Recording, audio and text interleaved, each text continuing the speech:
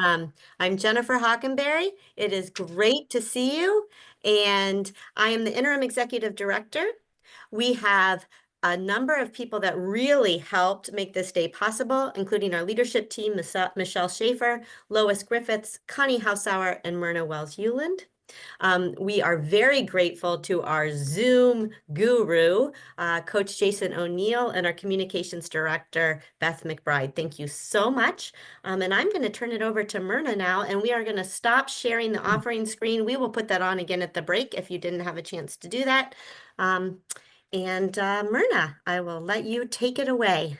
Thank you. And Jason, if you can put up the purpose of our event slide, I'd appreciate that. So welcome and good morning. I am Myrna Wells-Hewland. I am your church-wide executive board president, and I'm joining you this morning from the ancient lands in Phoenix, the ancient lands of the Hohokam, the O'odham, Jewett, and Upper Pima. And it rained yesterday, but it's a beautiful morning here today. So I'm honored to be serving you as your president of our church-wide executive board, and I welcome you to this Conference of Presidents. This event is planned especially for you as leaders in our 64 synodical women's organizations across our ELCA. Some of you here today are new in your role, maybe even new to what a synodical women's organization is responsible for. Others here might have some experience perhaps on your board, but not as the president or the chair or the convener or whatever you're calling yourselves. And there may be some among us who have previously served in this leadership role as well. We're delighted to have you all with us. Delighted that you've taken time out of your precious Saturday to answer God's call to leadership in our Women of the ELCA. So as we begin, I just want to bring your attention to why we're here. So this is an annual and constitutionally mandated training. It's called the Conference of Presidents, and it's attended by one president or leader from each of our synodical women's organizations. And the purpose today is to provide and receive information related to the emphases, priorities, and projected programs of Women of the ELCA, to make recommendations to the church-wide executive board, to develop leadership skills, and to foster community and renewal. So our theme today, Answering God's Call to Leadership, has been planned to address these 4 areas. So let's get to it. I would invite Michelle Schaefer from our Northwest Ohio Synod 6D to lead us in our land acknowledgement.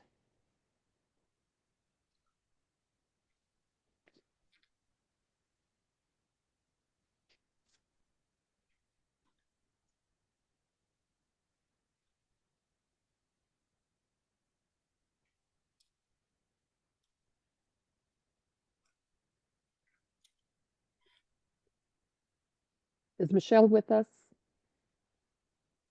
I actually don't see her here. Okay. So, I would. All right. thank you, Myrna. The church-wide office of Women of the ELCA is located on the original and ancestral lands of the Kickapoo, Peoria, Potawatomi, Miami, Ho-Chunk, and Sioux people. We give thanks for these tribal nations, and we acknowledge and honor the original inhabitants of the various regions represented by all of us gathered here. We recognize and honor all Indigenous siblings, supporting the resilience and strength they have shown worldwide. And for help in learning about the Native tribes upon whose land you currently reside, I think you all know you can go to native-land.ca, and we've asked you already to enter the territories where you live in the chat. All right, and so now we will move to Connie, who will lead us in our purpose statement. Good morning. Our purpose statement. As a community of women created in the image of God, called to discipleship in Jesus Christ, and empowered by the Holy Spirit, we commit ourselves to grow in faith, affirm our gifts, support one another in our callings, engage in ministry and action, and promote healing and wholeness in the church, the society, and the world. Now I would like to introduce our Bible study leader, Pastor Minna Bothwell. Thank you. Yeah, thank you. Good morning, everyone. I am Reverend Minna Bothwell. I serve in the Southeastern Iowa Synod as pastor of Capitol Hill Lutheran Church, and it's such a privilege to get to be with you this morning, or this afternoon, I guess. I'm going to share my screen in just a moment to follow along some slides, and we are going to be discussing Psalm 84 today. During our time together, there will be 1 or 2 opportunities for breakout sessions. So there'll be maybe 5 of us in each little group, and I'm going to invite you to kind of participate in that way. I also want to invite you to use the chat function as much as you feel called to throughout the Bible study to put in some thoughts or some answers as we go along. So I'll share my screen just a moment.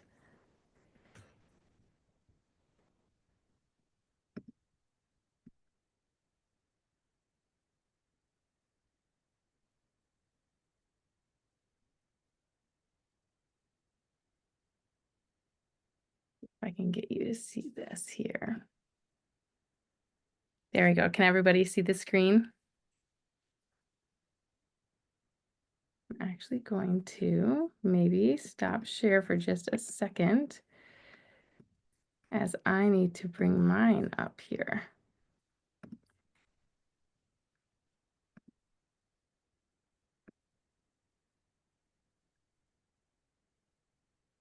There we are. Are you able to see the PowerPoint?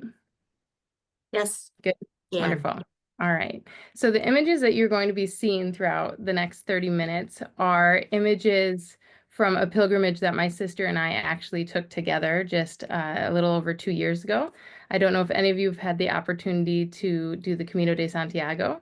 There are many different routes of this pilgrimage, and we did the route from Saudia to Santiago, and it was about 100 miles together. And we did this pilgrimage 2.5 months after our brother passed away.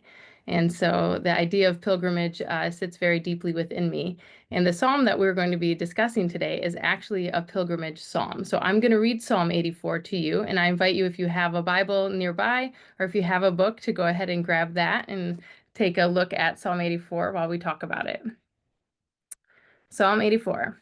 How lovely is your dwelling place, O Lord Almighty! My soul yearns, even faints, for the courts of the Lord. My heart and my flesh cry out for the living God. Even the sparrow has found a home, and the swallow a nest for herself, where she may have her young, a place near your altar. Lord Almighty, my King and my God, blessed are those who dwell in your house. They are ever praising you. Blessed are those whose strength is in you, whose hearts are set on pilgrimage. As they pass through the valley of Baca, they make it a place of springs. The autumn rains also cover it with pools. They go from strength to strength till each appear before God in Zion. Hear my prayer, Lord God Almighty. Listen to me, O God of Jacob. Look on our shield, O God. Look with favor on your anointed one.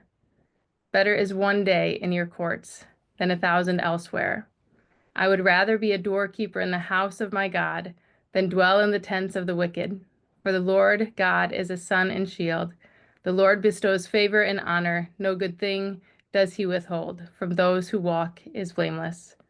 The Lord Almighty, blessed is the one who trusts in you. And I'm going to invite you to use your chat function for just a moment here. And I just want you to kind of add some notes in about what comes to mind for you when you hear the word sanctuary. So I'm going to invite you to go ahead and add that in the chat. And are you able to do that while I'm sharing my screen? Yes. Yeah, And got it. Minna, while they're doing that, we see all of your screen. I don't know if you want us just to see the slide. Yeah, I'm actually going to adjust really quick so that I can move my notes to my email since I don't have a printer here. Or would it be I see helpful if I shared your slides? Hmm? Would it be helpful if I was sharing your slides? That would be great. Will you share my slides on your end? And then I Yes. will just encourage you to change That to the sounds next good. slide.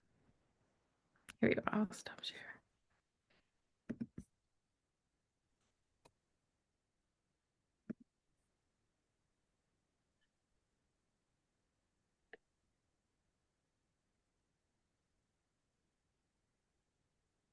So I'm seeing many of us have the same thoughts about what sanctuary is: safety, beauty, protection. God is a refuge, a safe place.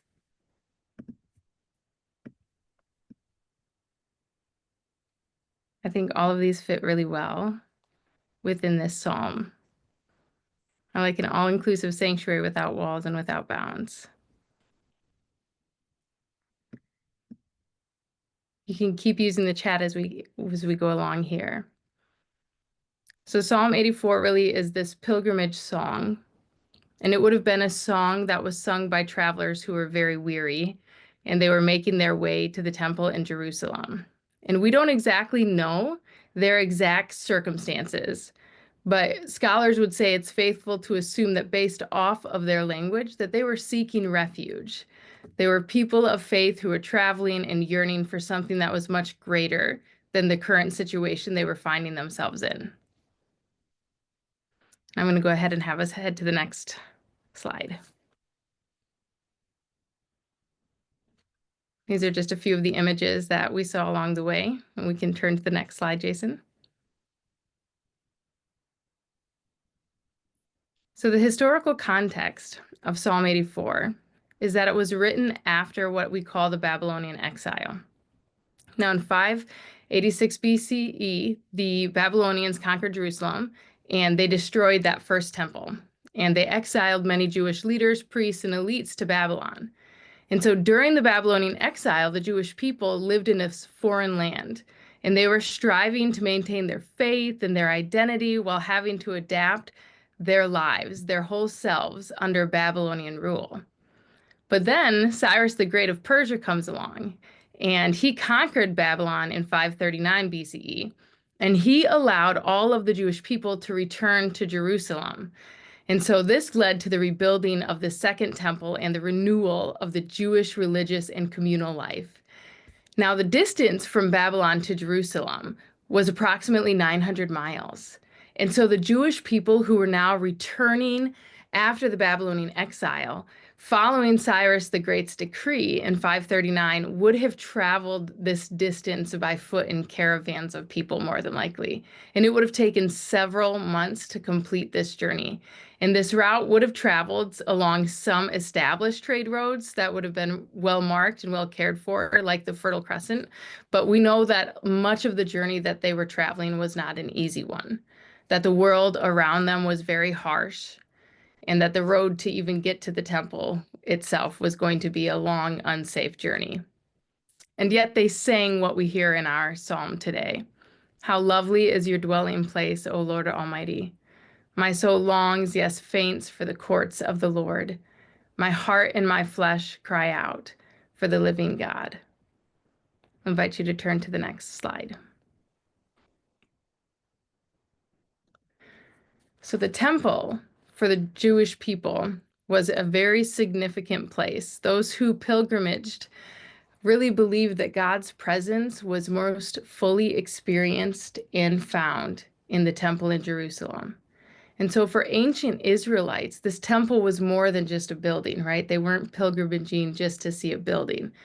They were going to the place where they really believed that heaven and earth met, where God dwelled fully in their midst.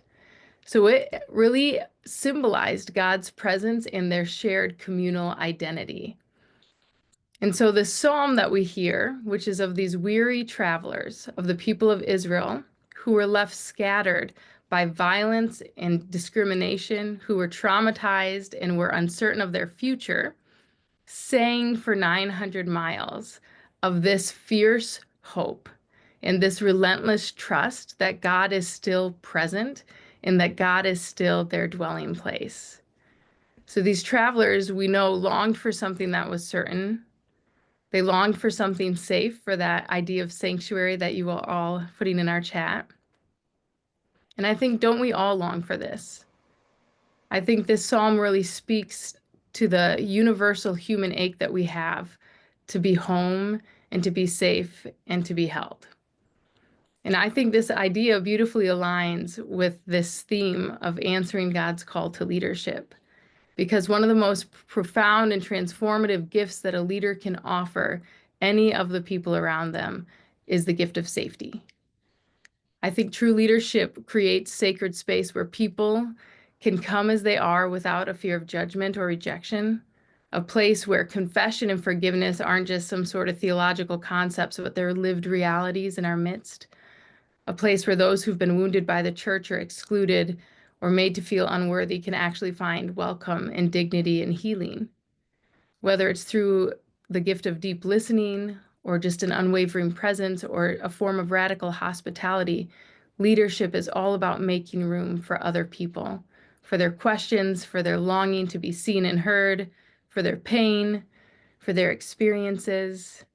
And I think in a world and in a society that often isolates and divides, leaders who cultivate safety reflect this very heart of Christ that draws people near and helps to embrace and restore.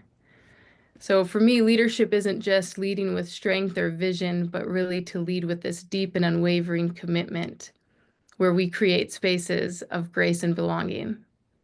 And yet, even as we strive to embody this call in our own lives and in our own ministries, we recognize that it is God who does this far more fully and perfectly than we ever could. This idea of welcoming and restoring and holding us beyond our comprehension. How lovely is your dwelling place, O God, O Lord Almighty. Have you turned to the next slide? Now, throughout this psalm, we also hear these themes of longing for refuge. The psalmist really longs and yearns for sanctuary as they imagine the temple. And they notice in this temple, and this is one of my favorite pieces of this psalm, the smallest of creatures, the sparrows and the swallows, that they have built their nest here at the temple, how they're home at God's house, that they're protected and they're unbothered and they're unafraid. And the psalmist looks at them with holy envy as they write, right? Longing for this kind of peace, this kind of security, and this kind of rest that the sparrow and swallow are experiencing. The psalmist says, "My soul longs, yes, faints for the courts of the Lord, where even the sparrow has found a home." I think this psalm then sings to the parts of us that long for wholeness, not just for ourselves, but also for others. And it asks us, what does it mean to build a world where people don't have to live in fear, where people can be free to build their homes and their nests as freely as the sparrow and the swallow do? I'm going to invite you to turn us to the next slide. So I'm going to have us go into these small groups today, about 5 individuals. We'll have about 3 minutes.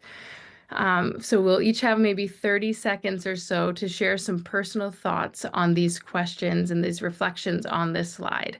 How do we create spaces of refuge and belonging in our communities? And you can reflect on things, either current journeys, whether it's migration or personal struggles or finding a spiritual home. Jason, please break us out into small groups. Okay, Minna, everyone is back. Awesome. If anyone had any reflections that were shared that you thought are chat worthy, please just go ahead and send them into the chat as we continue here. And I'm going to have us go on to our next slide.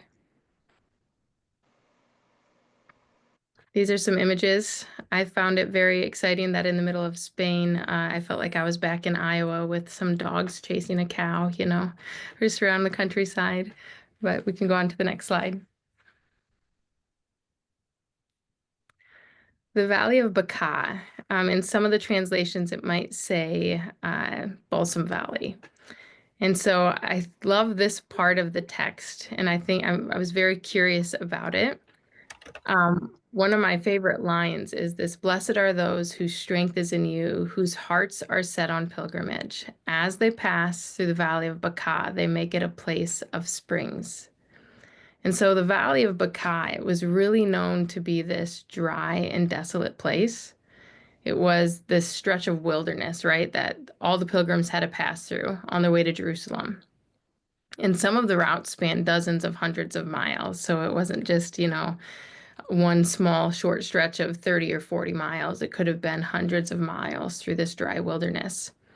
And I can't help but notice what the psalmist says about the passage through the Valley of Baca, because they don't focus on the size of the valley or how difficult the valley is. the psalmist says, as they pass through it, they make it a place of springs. And traditionally, some scholars have interpreted this part of the text to mean that in times of suffering, there's also transformation. And although I really believe that to be true, I think this portion of the psalm could be interpreted slightly differently. When we read it, it says they pass through it and they make it a place of springs. And so it's the presence of the pilgrims themselves that transform the valley of Baca, that transform this Balsam Valley, right? It's not just merely some valley that they have to endure, but it is a place that is permanently changed because they journey through it in faith. And so the pilgrims here, through their trust in God, change the meaning of this valley. What once was barren becomes a place of hope and renewal. And then we have this imagery of these springs and pools of water. And that to me suggests that their presence doesn't just pass through unnoticed, that their faithfulness is not unnoticed. They contribute to bringing life and sustenance to this valley. The journey then creates a pathway of blessing for those who travel the valley after they do. So while the valley may be physically dry, the faith and the perseverance and the act of devotion of these travelers turn it into a sacred space, because their movement itself through this valley then fills it with the presence of God's provision.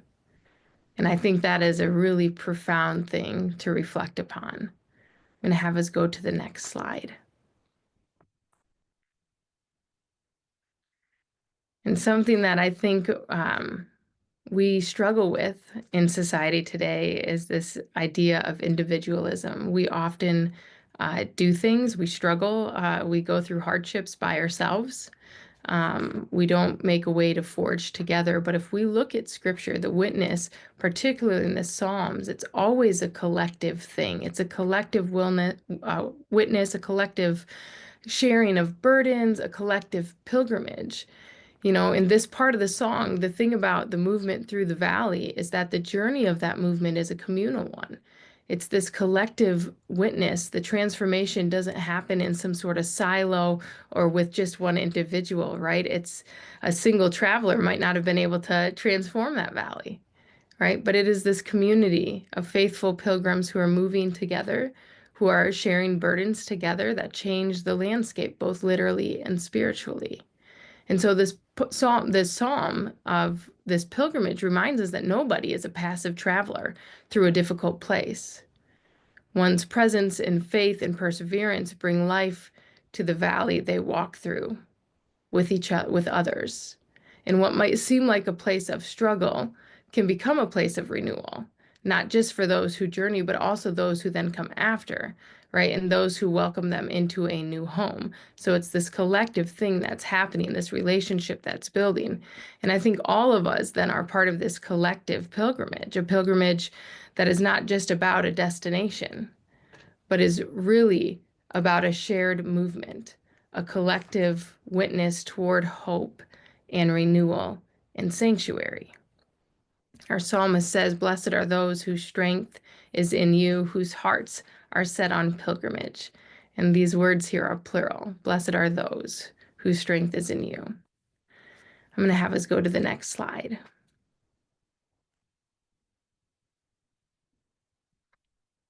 This is probably one of the most famous lines of the psalm. Better is one day in your courts than 1,000 elsewhere. It's made it into many popular Christian pieces of music. And this line declares that being present in God's courts, right, is far better than anywhere else. And it actually goes on to say that the psalmist would rather be a doorkeeper in the house of God than dwell in the house in the tents of the wicked, meaning they'd rather be on the edge of something holy, right, than in the center of something that's unjust. So it's this call for us to create spaces, whole spaces, where justice and peace and belonging thrive, because sanctuary here then isn't just about a a building or a place. It's about a way of living out that court of the Lord in the way that we interact and make choices every single day. So ultimately, this psalm, right, is not just about wanting to go to the temple or for us, like to a church. The psalm is about hungering for a world that reflects God's kingdom, where there is abundance for everyone, where even the sparrows and the swallows have a place there. And so instead of kind of escaping reality, our psalmist calls us to create a world where everyone can live safely, that we shouldn't hide away in holy places, but instead, turn every place we walk on into some sort of holy ground. Because the sanctuary our psalmist longs for is really this Jesus movement, right? Is journeyed by people, by our congregations, by our welcome groups in our own little part of the world. And it is really this way of living that proclaims sanctuary, that you are safe, you are seen, and you are loved here. And I think as we are called into these places of leadership, that this is one of the things, a psalm that we can come back to as we try to live and engage that in our daily lives. I'll just have us go to the next psalm, and I think I have to wrap up time-wise. The next slide. Yep. I have a few questions that I'm just going to invite you to maybe take home with you or put in your pocket or toss in the chat for folks to think about over the next few hours. Where do you find God's presence most deeply in your life? How can we as a community become a sanctuary for others? And what valleys are you walking through? And how could faith transform them? And I'll invite us to head to the next slide, and then I will pray with you. Let us pray. Lord, make us builders of your sanctuary, not just in sacred spaces, but in our everyday lives. May we be places of refuge and peace for one another. Amen. Thank you. Thank you, Pastor Mina. All right, we are going to move to what we call the state of the ministry. And Jason, if you could put up my slide, I would appreciate that.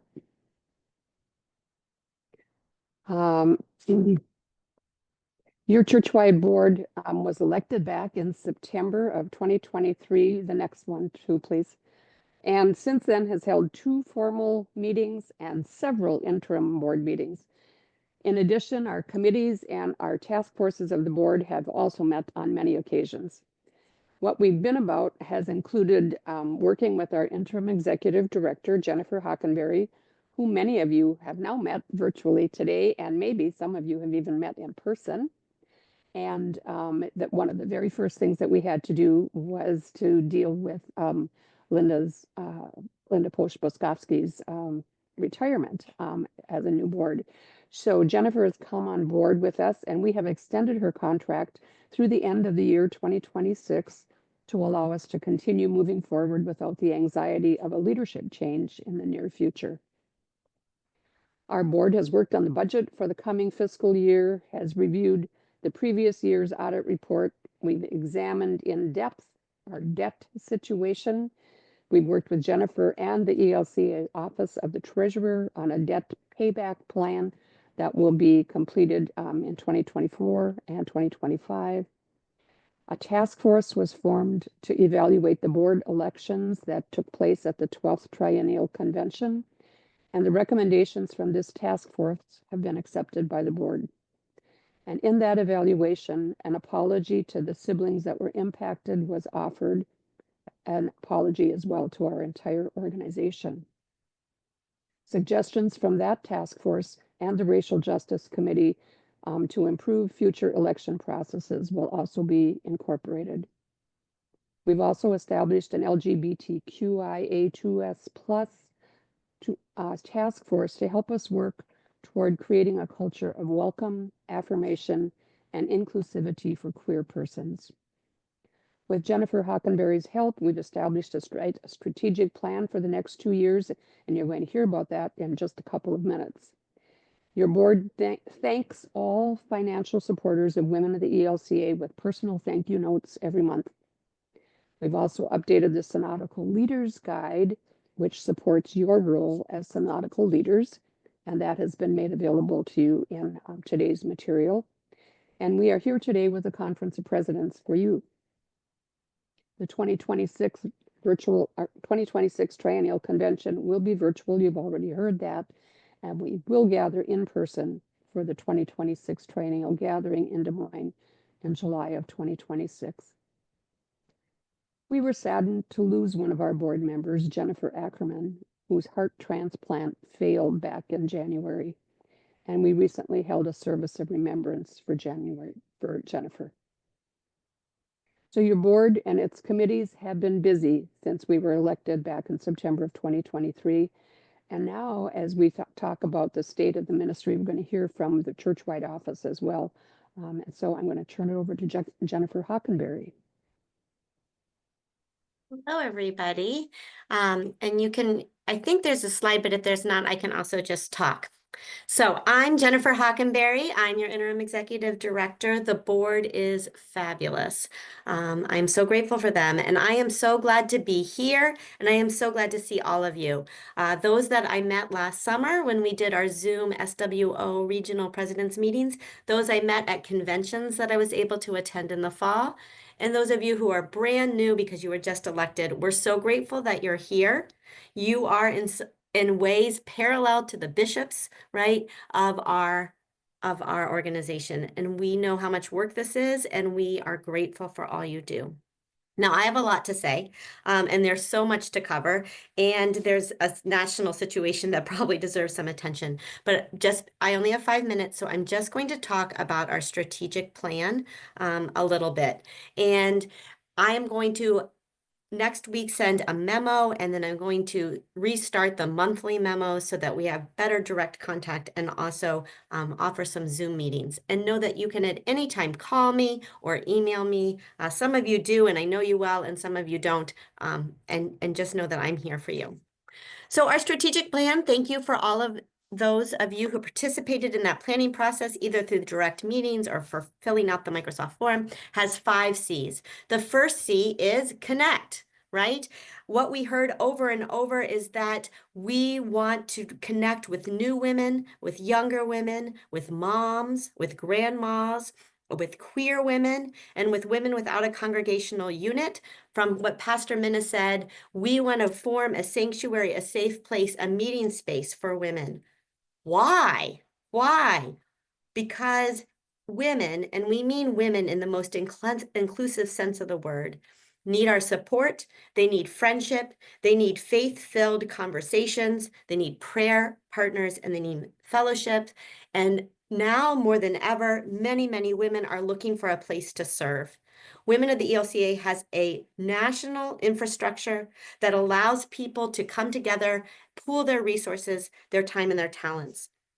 This past year, we gave $180,000 to our global partners at the churchwide office through our endowments, and $45,000 through scholarships. As the numbers come in from you, and some of you gave exact numbers, and some of you just said we gave some, we know that there are at least 40,000 quilts that were made in 2024, and at least that same amount of number of kits that went to Lutheran World Relief, to hospitals, to prisons, to foster youth, to college students, etc. There are so many opportunities for service at all 3 levels of the expression, and many women want to join. So that's our first one, connect. Our second C is create new resources. We have wonderful resources. I hope that you check them out regularly, and we are constantly updating and creating new ones. In terms of service, we're looking for a new resource for missing and murdered Indigenous women, both to commemorate that day, which is May 5th, but also to find new ways that we can stop this from happening, right? We are preparing new resources for parenting and grandparenting. We Gather Magazine is creating a resource on healthy relationships that will be part of the next Gather issue. And there was a bold dinner on sex and consent.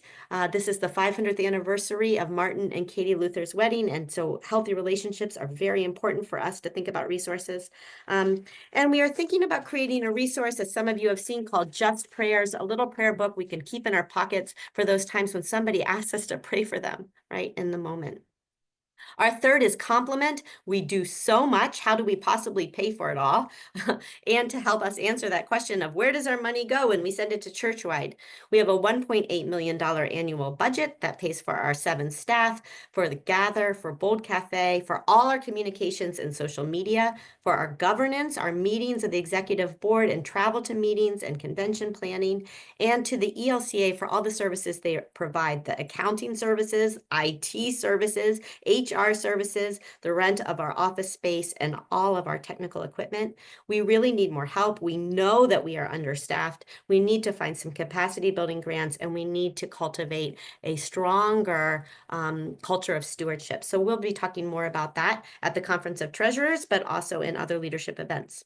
And we do all this so that we can do our 4th C, which is continue all the wonderful things that we do and all the ways that we connect women and help the women that serve others in our communities. And the last one is celebrate. We want to celebrate all that we do. All right, I went over my time, I think, so I am going to go on and hand it over to Beth McBride.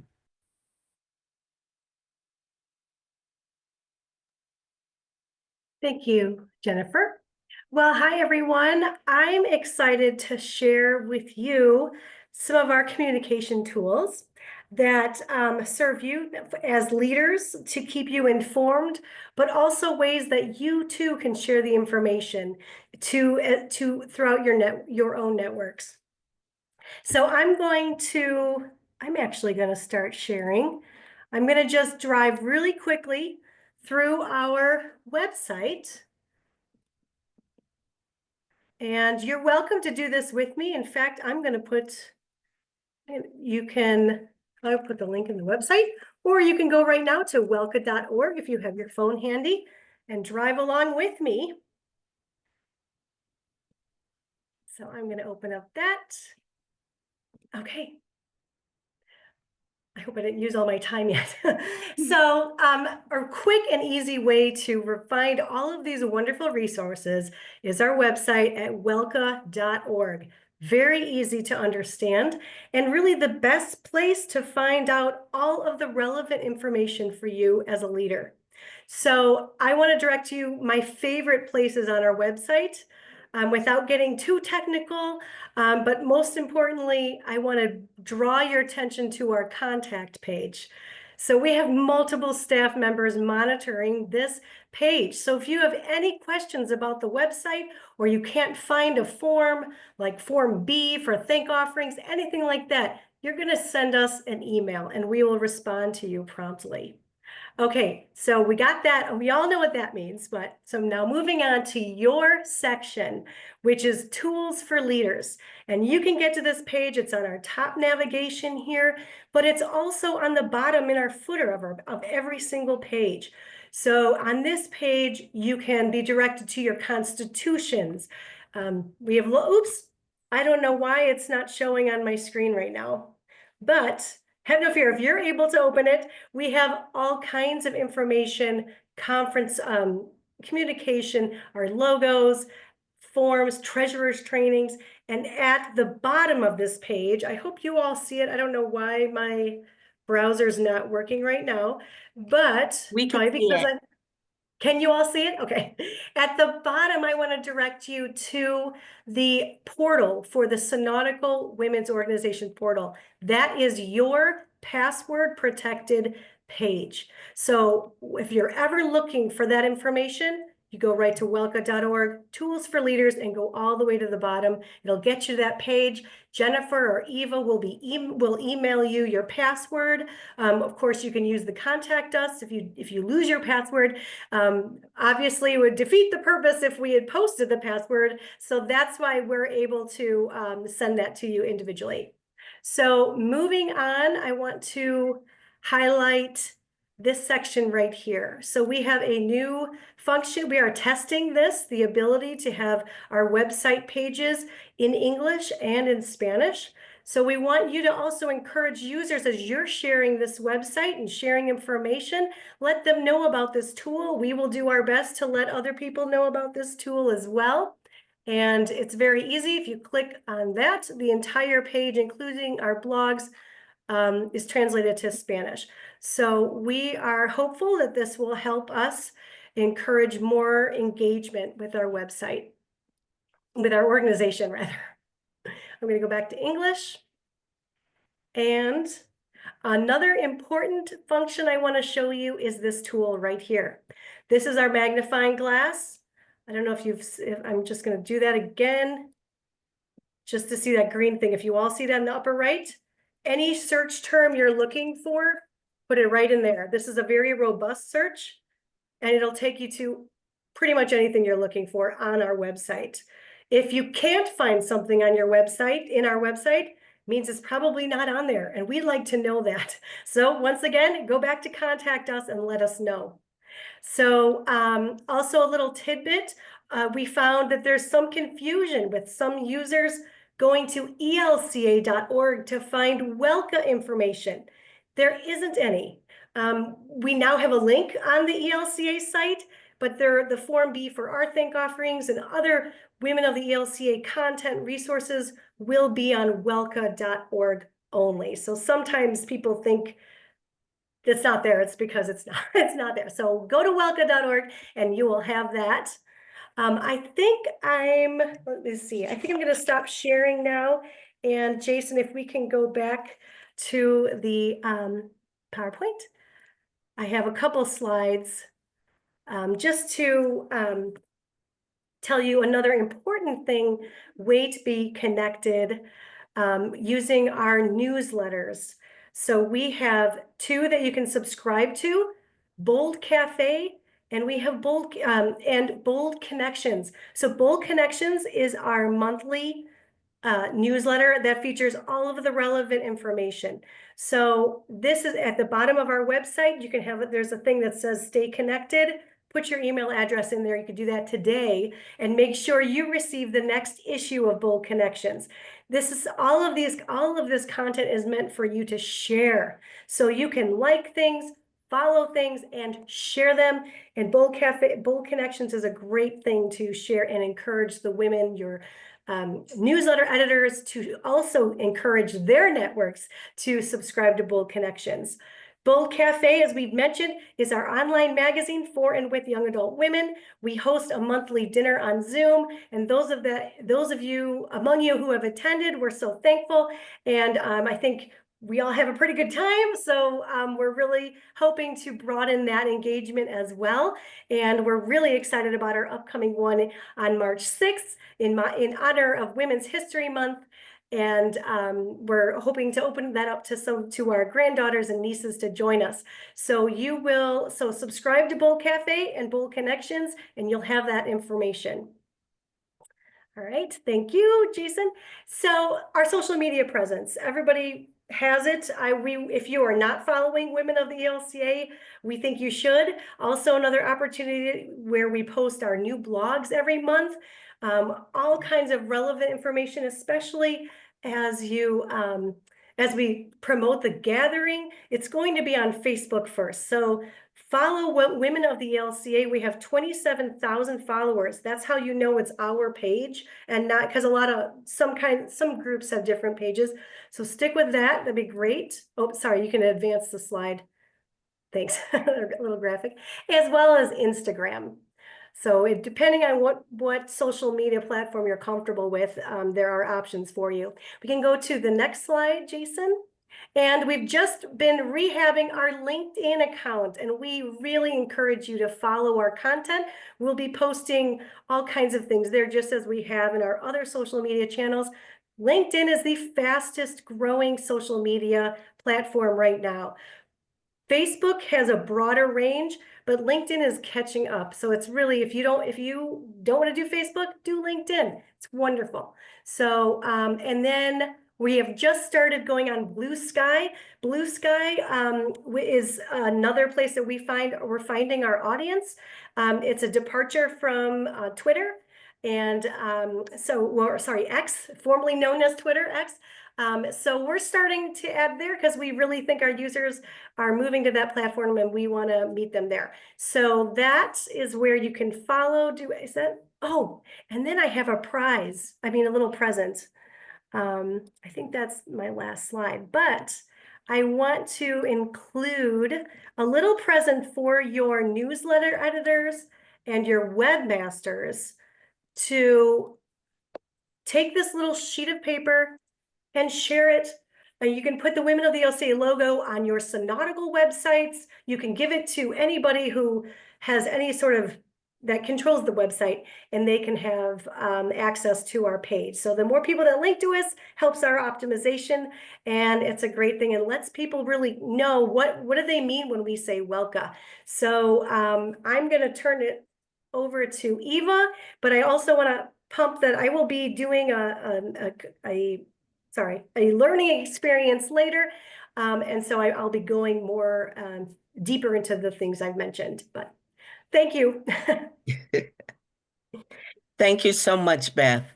I'm going to talk a minute about membership, and also I am your staff member contact. If you need anything Synodical related, or you want to find out who, what, when, and where, please contact me. So, as a community of women, together we can add to the community that we love. We currently have over 4,000 active units. So, I want to challenge each of you to evaluate your ministry along with your board and plan to actively reach out to congregations without units, individuals, creating special units, connecting congregational, intercongregational units, and intergenerational opportunities. We need everyone to join us so that we can continue to live out our mission and our purpose. So, as we take action together to connect and engage, as Myrna and Jennifer mentioned, make sure you download the strategic plan and the Synodical Leaders Guide. These will be very helpful resources as we grow the organization. The Synodical Leaders Guide, as Myrna mentioned, has been updated for you, and it is meant to enable, equip, and empower you in carrying out your call. So make sure that you have a copy and all of your board members also have a copy. And take some time to just review it so that everyone is on the same page and you will know how to engage other women for the organization. We have lots of resources, and we want to make sure that everyone knows about our resources. So, other resources that will help you to engage and take action is A Place for You. Now, we offer A Place for You in a PowerPoint format. It will be updated March of 2025. But if no one has used A Place for You as yet, it highlights the ministry of the organization, and you can also add slides at the end to highlight the unique work you are doing in your Synod. It is also available and will be available in Spanish. As Beth has covered communication and resources on our website and social media, these are excellent benefits and opportunities that are worth sharing with others. Just think about how you became involved with the organization. So we're asking you to reach out to others and share the resources. So Women of the EOCA identity items, we do have the identity items. They are not on our website, but you can call me and place your order. Available on the Conference of Presidents page, we have a order form for you. So the order form is available for you to order jewelry, the Just Love items, and we have other items that are available as well. So be sure you download that order form. So as I mentioned, I'm also your contact. as well. So I want to make sure that we are communicating effectively together.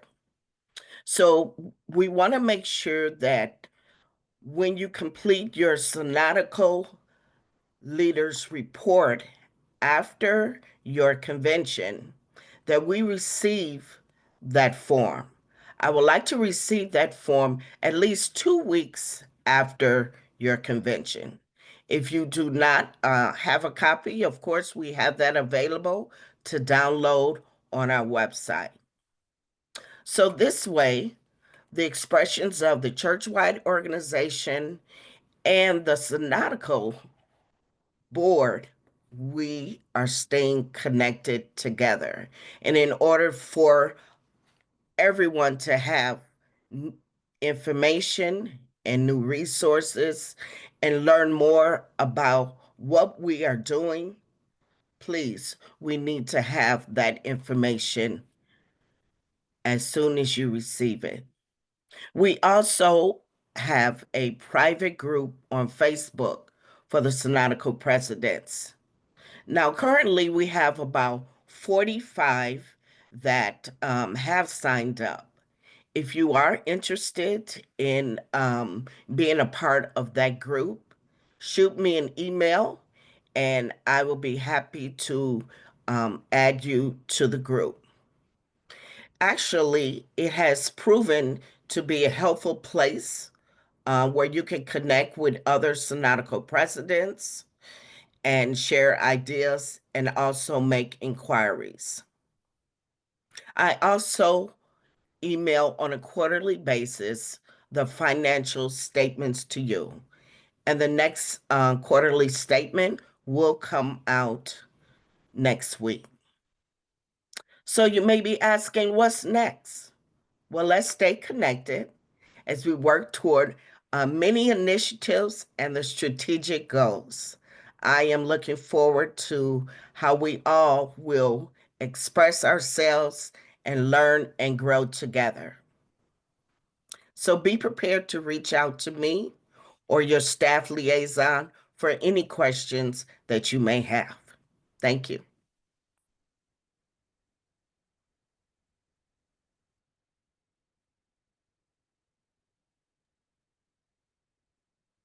And next we have Valora, and then that'll be followed by Liz and Cindy.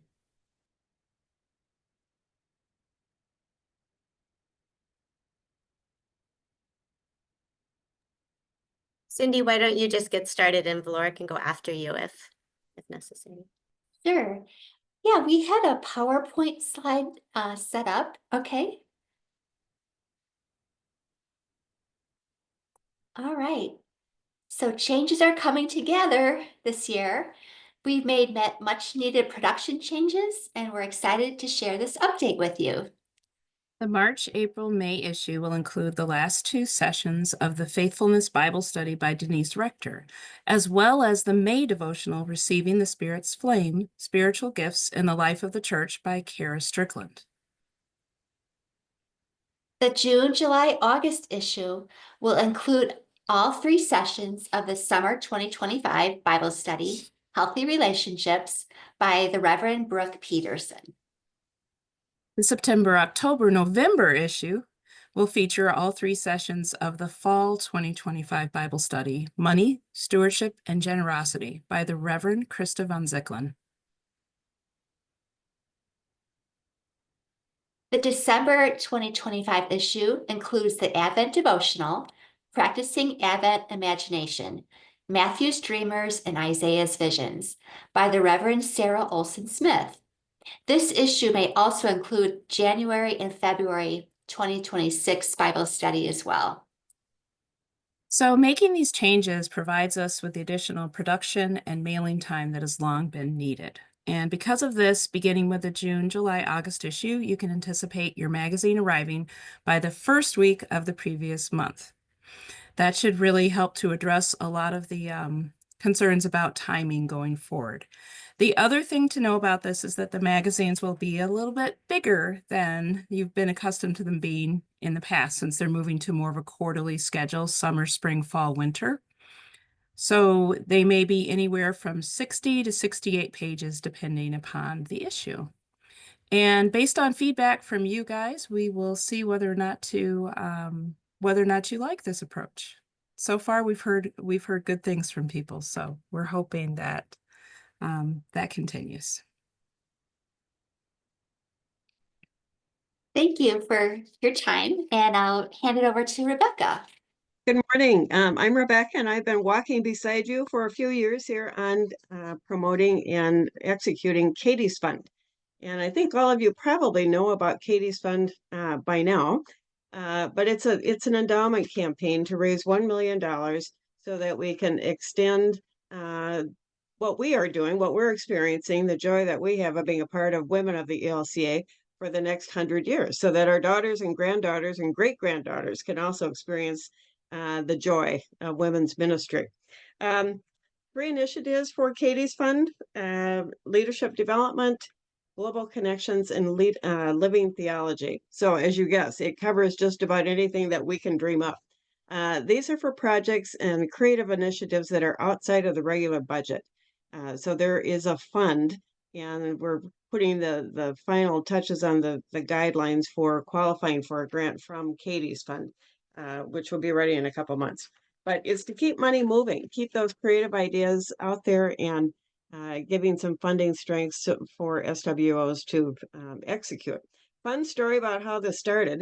1997, 15 women put together $3,700. They thought it was important to have an endowment fund for this purpose. So we started with $3,700 in 1997.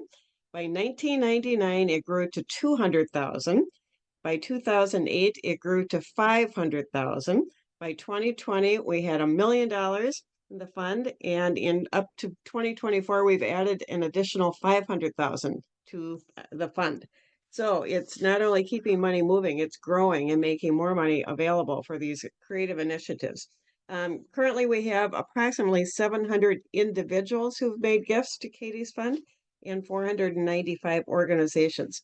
Our goal is to have 100% of the SWOs on board as donors to Katie's Fund.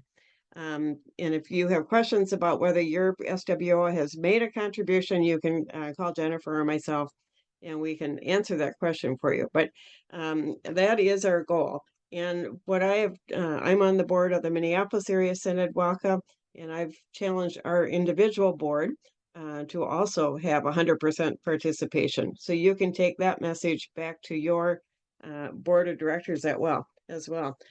We had an exciting gift that came in recently. Julia Sabella gave a gift of $25,000 to Katie's Fund, and she challenged the board of directors and staff to match her. And I'm really pleased to say that the board and the staff have matched Julia's gift. So now $25,000 turned into $50,000.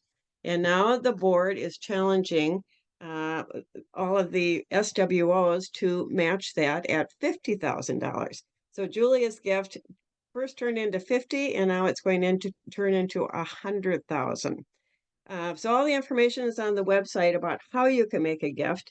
But make a gift. Encourage your friends. I mean, this is something that all of us can participate in. Doesn't matter if your gift is $25 or if your gift is $25,000. I just invite everybody to pray and consider how you can be involved in Katie's Fund endowment campaign. So many wonderful ministries have happened as a result of Katie's Fund. There's been scholarships, purchase of farm equipment in Tanzania, a billboard about human trafficking, care packages for female pastors, funding for retreats for families impacted by incarceration. Just deep and wonderful activities and projects that carry out the mission of Women of the ELCA. So pray and consider. If you've already made a gift, make another gift. You can go to the website and click away and support Katie's Fund. Thank you.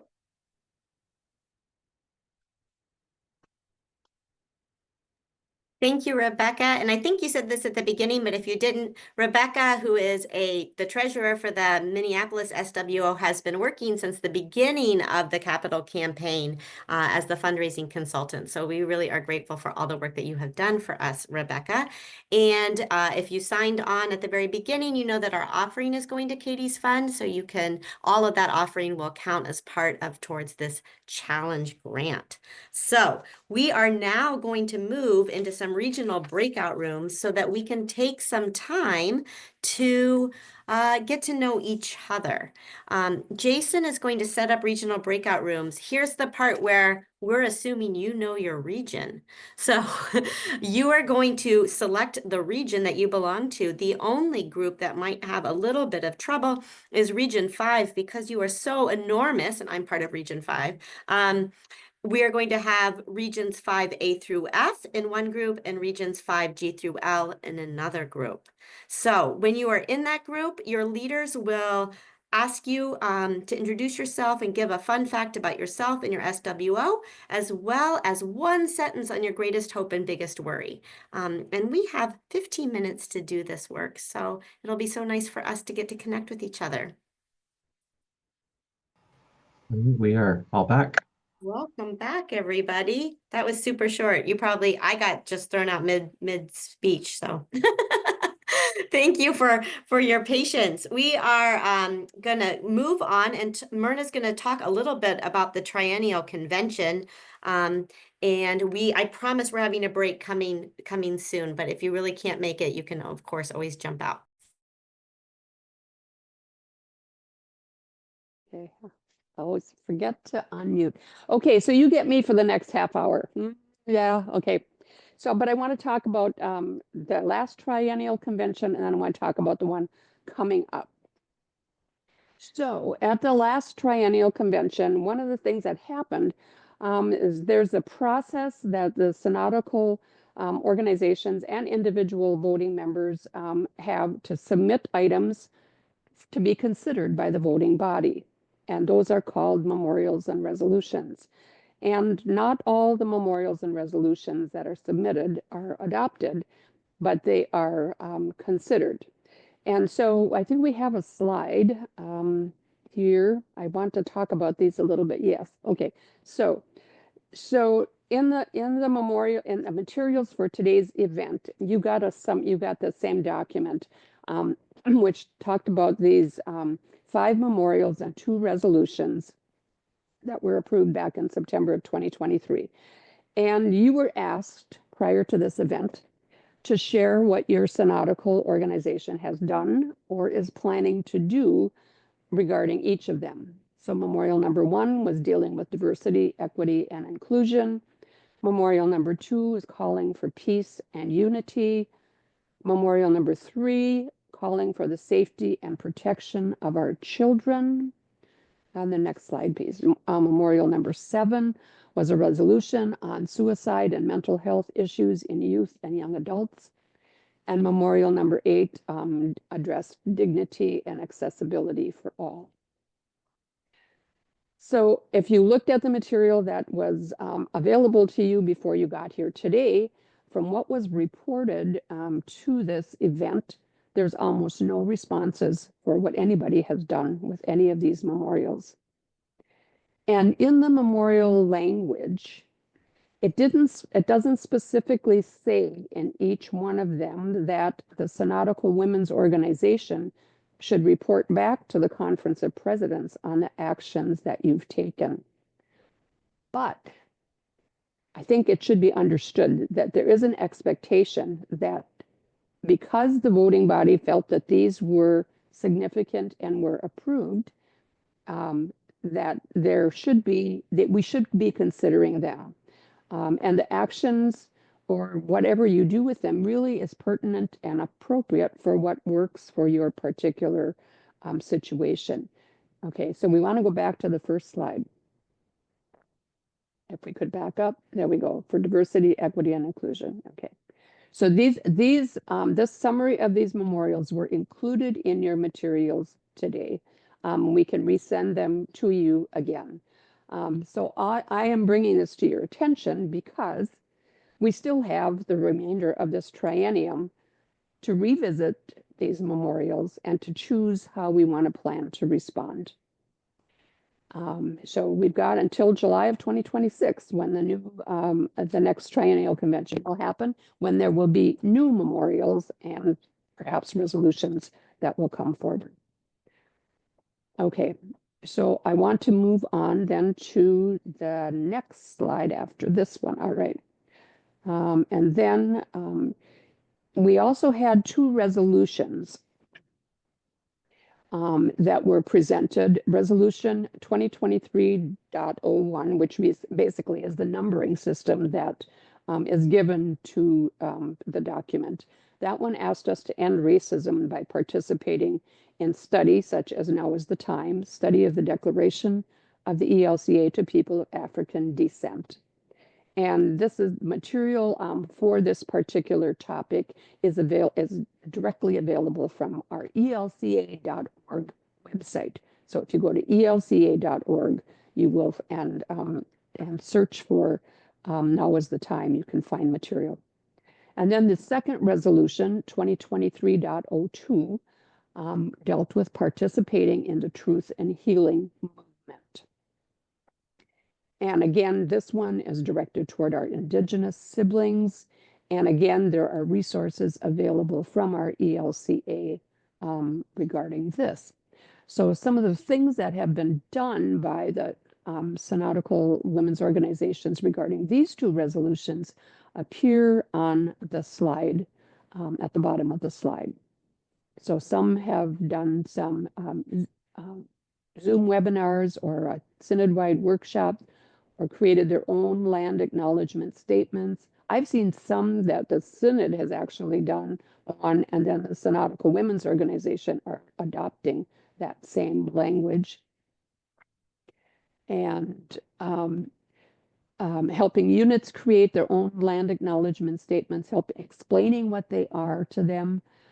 I was in South Carolina, I think it was last summer, and one of their voting members who had been to the convention did a presentation, actual workshop on the Truth and Healing movement, and did a really nice job of bringing that information back to the voting body in South Carolina.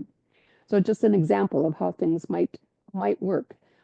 Someone did a study of Custer Died for Our Sins. There's an excellent number of books out there that you can read in terms of relating to the Indigenous community as well. So there's been some activity on these resolutions, unlike on the memorials. But yet there's still 36 of us that have not yet responded on the first resolution, and 34 did not report anything on the second resolution.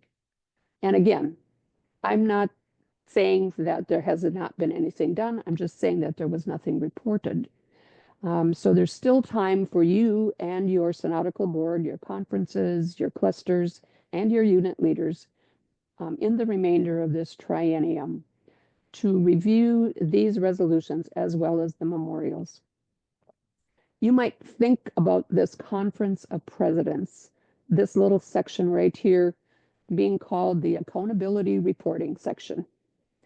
And I think it's helpful for you as leaders of your synodical women's organizations to make that connection, that when you come to the triennial convention, you and your voting members, you're going to be doing more than just electing new board members and new officers. You're doing more than approving the budget and approving or rejecting any changes to the Constitution. You also are going to be considering memorials and resolutions.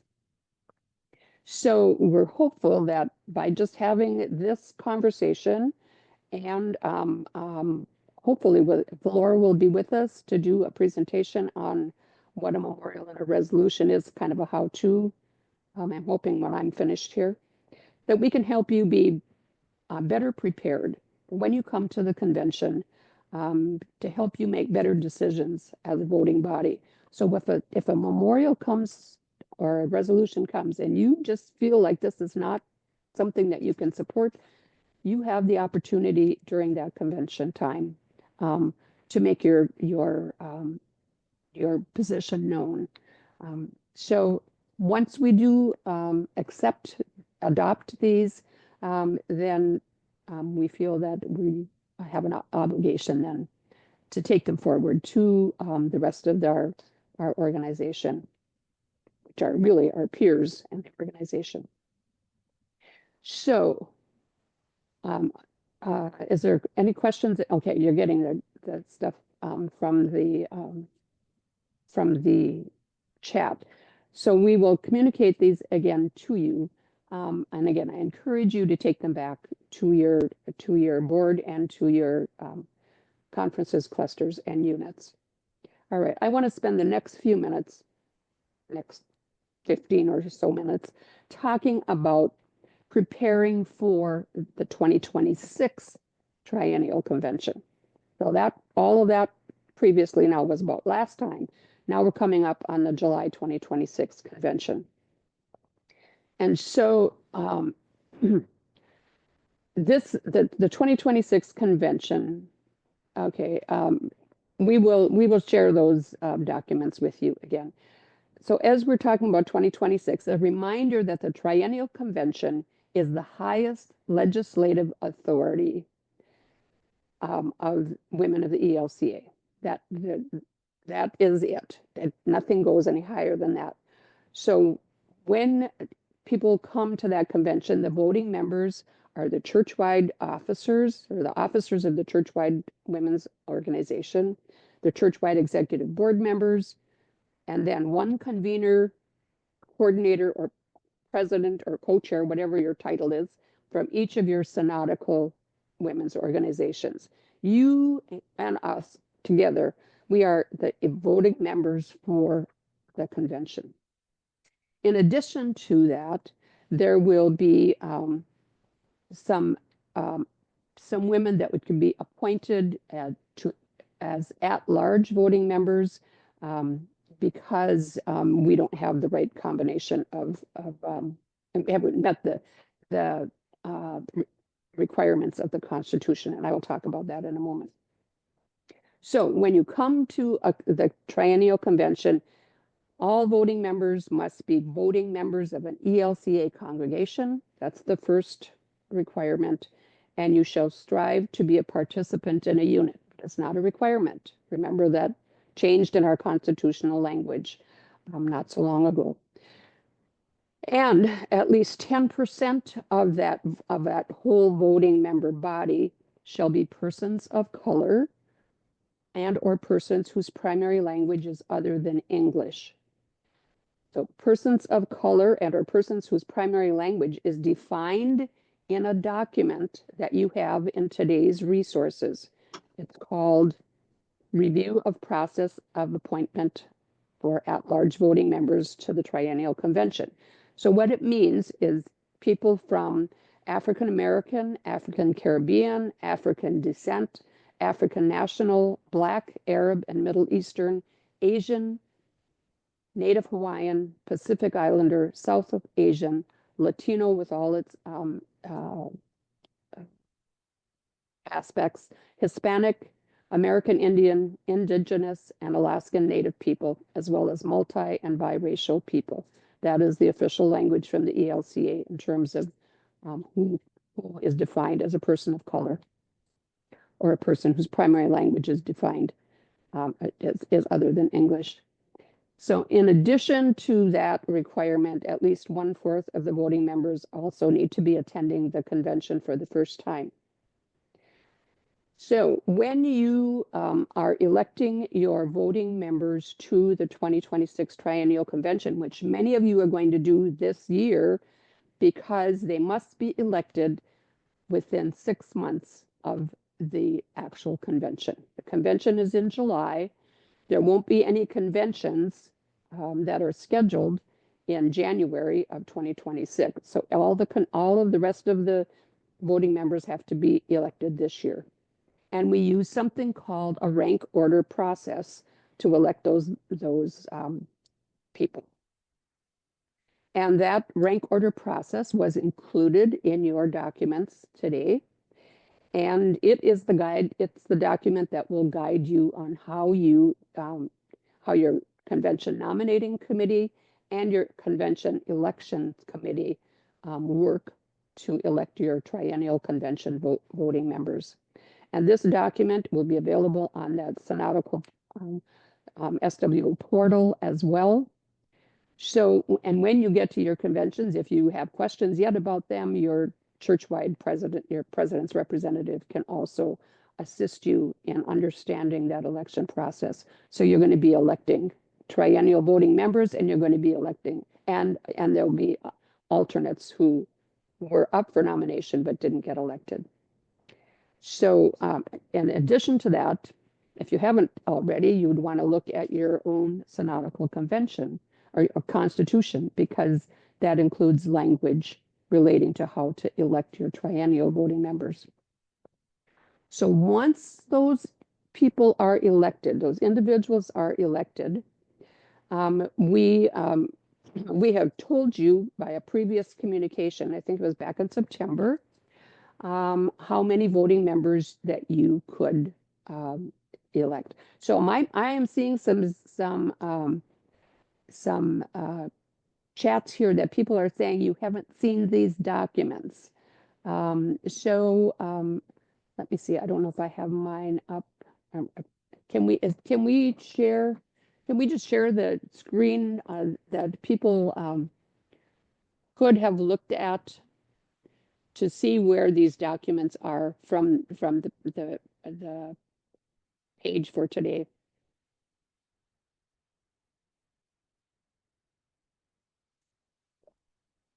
Yeah, While we're bringing, yeah. I'm going to Thank you. try to share my page with the Conference of Presidents webpage, which is what you registered on. So hold on here. Yeah. And then also, so you know, all of these documents just got put in the chat as well. So here, let's go. Oh, Jason, thank you. Yeah. Okay. So here there are links to all of these things. So voting member, oops, okay. So voting member allocation. Can you click on that one, please, Jennifer? Jason is actually doing this. Jason. Okay, Sorry. thank you.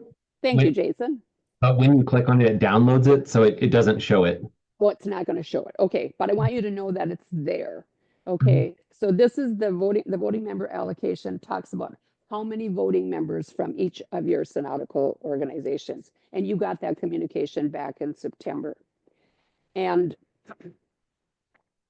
that was based on how many active units you reported to EVA back in September in order for the executive board to determine what the voting member allocation would be.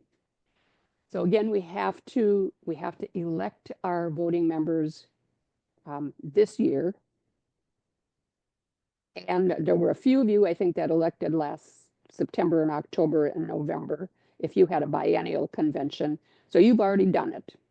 Now, as soon as you have elected them, you are going to report who those people are, the voting members and the alternates, in a document that's also available on those resources that we were just sharing with you.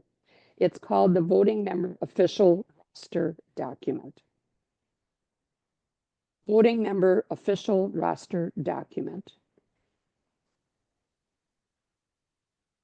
And it is a fillable form. And it's going to be emailed to all of you synodical presidents, but it's also going to be available on the portal page as well.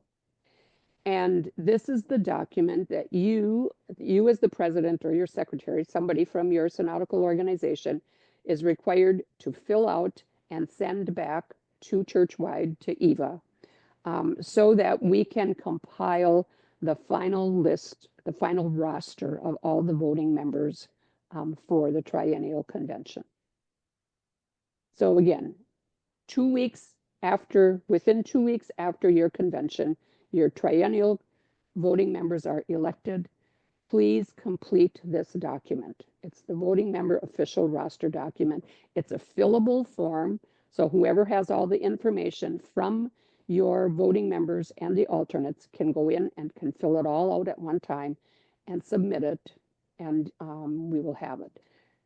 When all of those voting members are information is combined, we will then have what we call a roster of voting members. And here is where, if we don't meet the 10% guideline for women of color or persons whose language is other than English, then we have to allocate some additional at-large voting members. And those are going to be appointed, and there's a process for doing that as well. That was also included in the material that was available for you for today's document. So I apologize if you did not see those documents, but I would encourage you to go back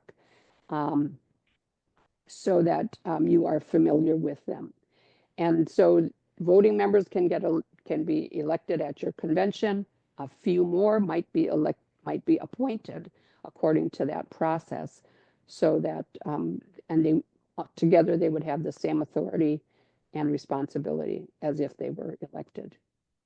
So yes, you do want to have alternates. So when your nominating committee gets to work on presenting nominations for your voting members, you want more nominations than you have positions, because it happens, at least infrequently, maybe frequently, where somebody was elected and they're not able to serve, and then we have to go to the alternate. So I'm going to just make you all aware that those documents are out there. And if you haven't seen them, I do apologize for that. But I do want to bring it to your attention so that you know that you have access to them, and they will also be on the portal for you. And so if after today's event, if we need to do another hour conversation about electing voting members, we're happy to do that. The point is that we want you to be prepared, and we want you to know how to elect your voting members. Okay, so let me see how I'm doing here. Okay. Regarding the 2026 convention itself, we want you to anticipate the deadlines. As I said, all the voting members have to be elected 6 months prior to July of 2026. And so we want you to get that report in after your conventions. And then 30 days before the actual convention in July, the official voting roster will be completed. So that is the final voting block for the 2026 convention. Regarding constitutional amendments, if there are constitutional amendments that are coming forward for the convention voting members to consider, those need to be communicated in an official notice to all of the voting members who will be coming at least 6 months prior to the triennial convention. So you can look for those early in 2026. And adoption of any constitutional amendments requires a 2/3 vote of all of us who are voting. So if you are a president, excuse me, I'm going to have a drink.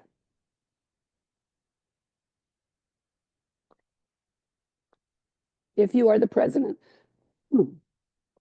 convener, chair of your synodical organization, please read pages 45 and 46 of the Synodical Leaders Guide for information about leading your delegation.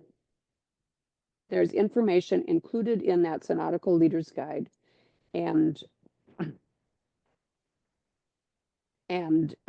that is available to you. That Synodical Leaders Guide is available to you. And if you are going off, if this is the end of your term and a new synodical president is being elected in your convention this year, then we are just asking that you would remind and help that newly elected president as well be aware of the Synodical Leaders Guide and this particular section for leading a delegation. And then as we think about the triennial convention, besides all the voting members and leading the delegation, there's also convention committees that happen. And the convention committees are needed, just like at your synodical conventions, they are needed to help transact the business of the event. All committees are supported by church-wide staff. And since we are going to be in a virtual convention environment this year, we want you to watch for information about how your committees are going to be working, because it may be a little bit different than it has been in past when we were in person. And so there will be communication coming to synodical presidents about convention committees and to the actual committee appointees as well. And for the most part, those convention committees are appointed from the voting members. So the people that are being elected at your conventions are the people that are going to be serving on these convention committees. So there's several committees. There's Reference and Council.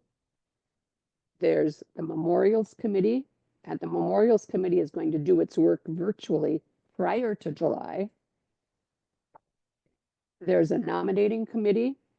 The Nominating Committee consists of 9 people from the convention voting members, 1 from each of our 9 ELCA regions. And this committee has to meet much earlier than anybody else. So they have some requirements for meeting. And just a reminder for all of the nominees for any church-wide officer or board position, that we have an established policy that says we do not electioneer. And that document was also included in your material for today. It's called, so it means that if you when you want to read that, and that policy will be referenced when nominations are received for the convention. So we have Reference and Council, we have memorials, we have nominating, we have elections. The elections committee will be on site in Des Moines. That we are bringing that committee on site to Des Moines, along with the executive officers board and church-wide staff. So that is the only committee that will be in person with the rest of us who will be in Des Moines. Everybody else will be virtual. We also have a credentials committee and a claims or offerings committee, and that committee reports the results of our offerings from both the convention and the gathering. So appointments for those committees come through your church-wide president and the executive board. And they all, as I said, majority of them will be voting members to the triennial convention. All right, so I left you with a lot of information and documents that it's obvious that you weren't familiar with. So I'm going to ask that you make an attempt to familiarize with yourself with those documents. And if we need to do another little session just on this particular topic, I'm happy to do that. Jennifer and I will. The committee meetings, okay, your question, Reese, is our committee meetings are all virtual, but the triennial convention is virtual. The triennial convention is virtual. The only people that will be in person will be the church-wide executive board, the staff, the elections committee, and the parliamentarian. That decision has been made. That was a problem the last time we had a virtual convention where nobody was in the same room. So those people will be in the same room. Everyone else will be virtual. I hope that helps. Okay. And the triennial gathering, correct, is in person. Yes. All right. Is Valora with us? Yes, I am. Okay, good. So are you ready to talk a little bit about what the difference is between a memorial and a resolution I and how sure am. how they get to the triennial convention? I sure am. All right. Thank you, Valora. Yeah. So we want to talk about memorials and resolutions and how important these are to the life and the ministry of women of the ELCA. And so we want to do a quick overview and a little bit about how to and some tips for submitting. So Jason, next slide. So how many of you are familiar with Schoolhouse Rock? And it was created in 1973 with additional episodes produced in 2029 through 2029. And kids sang the songs, including me, and learned lessons important to community during cartoon commercial time. But most adults would confess that they learned tons from Schoolhouse Rock. I still love every song and the characters. And I remember, and this popped in my head as soon as I was given this assignment, I'm just a Bill. And with little Bill explaining the entire legislative process in a minute and 19 seconds. So the only thing we have in common with little Bill is process. Just as bills become laws that in theory come from the people, we know that WELCA memorials and resolutions do come from our constituents. This is our way of forming our most collective voice to guide our actions towards living out our purpose and to promote healing and wholeness to the church, the society, and the world. So what is a memorial and a resolution? So a memorial then is a statement of facts presented to a legislative body, which is our convention, that is the basis for a petition or a request for action, the way in which one organization formally makes a request to another. So it will be the synodical organizations making a request to the church-wide expression.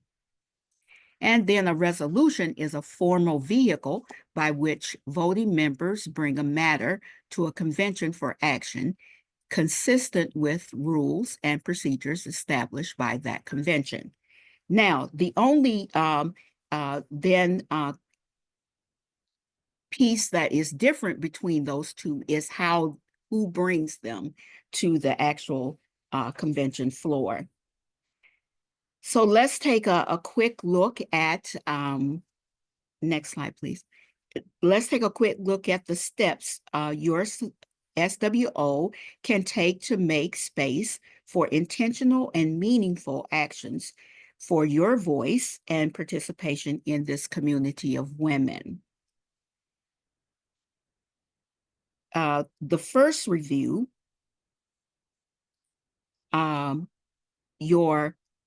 you're going to review your resolutions and memorial footprint in the organization.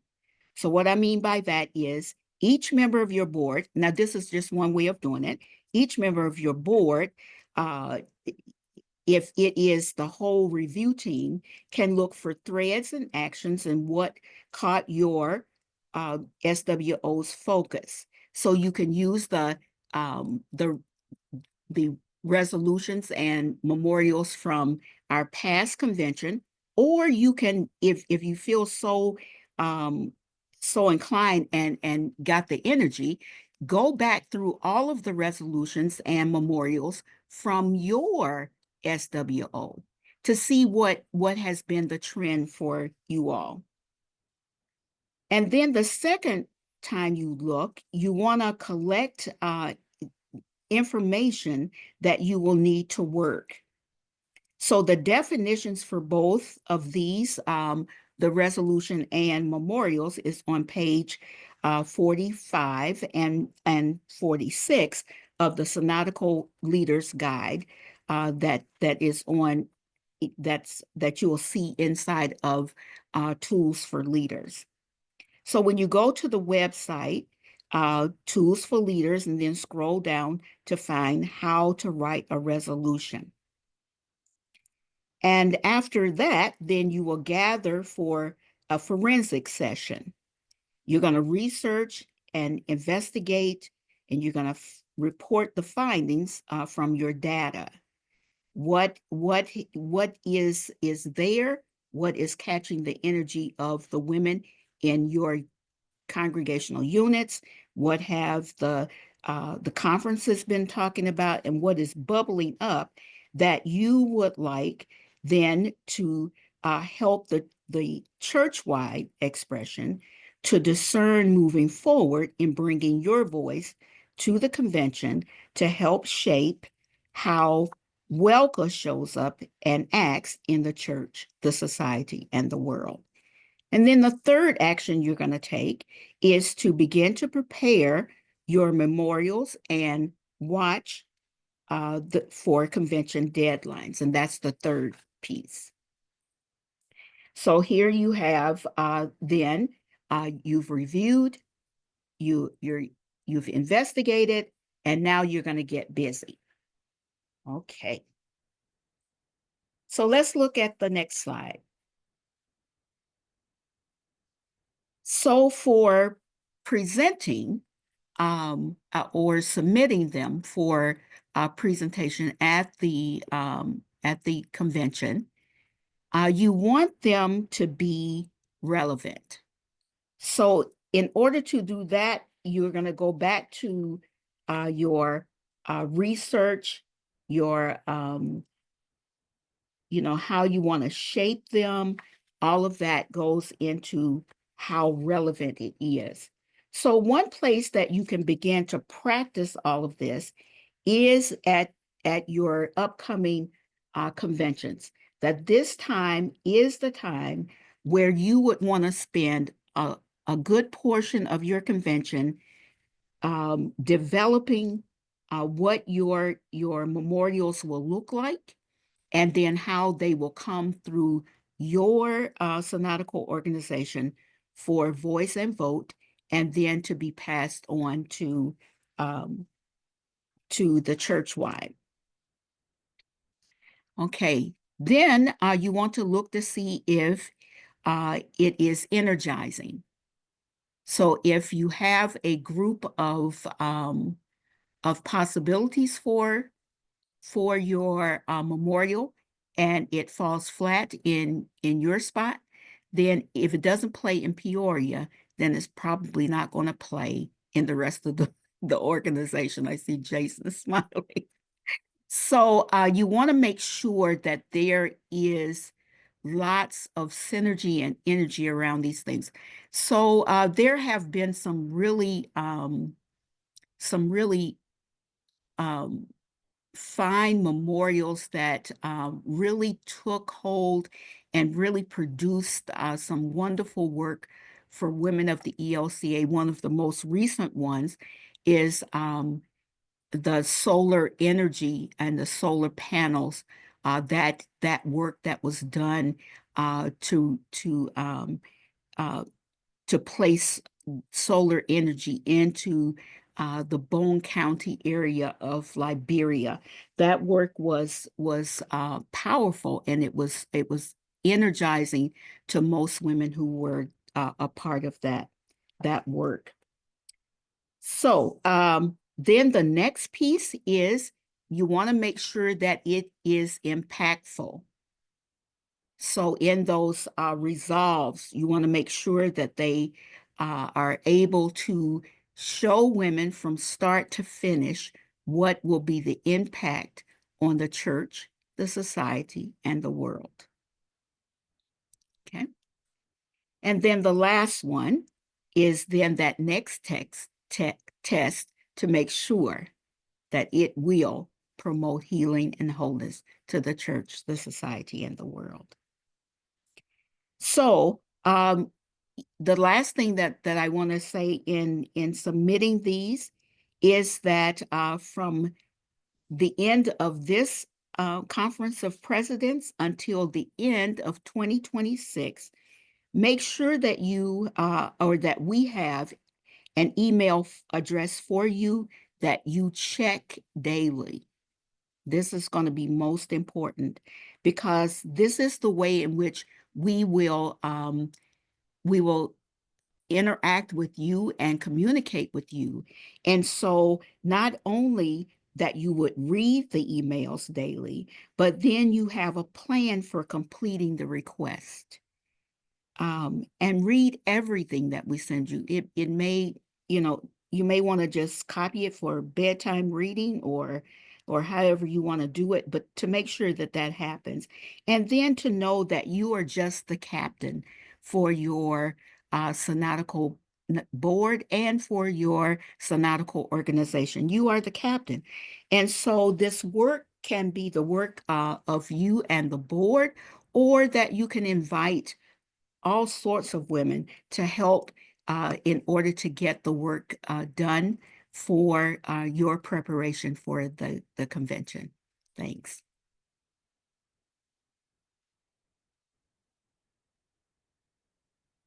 Thank you so much, Philora. Thank you, everyone. We're going to have a 10-minute stretch break. I know we all need it. If you want to, you can use this time also to look up documents or and then we're going to go into learning about the Triennial Gathering, which is going to be great. So take 10 minutes, rest, and know that you're awesome. If this information feels like a whole lot really fast, it's okay. We got you. It's going to be fine. I promise.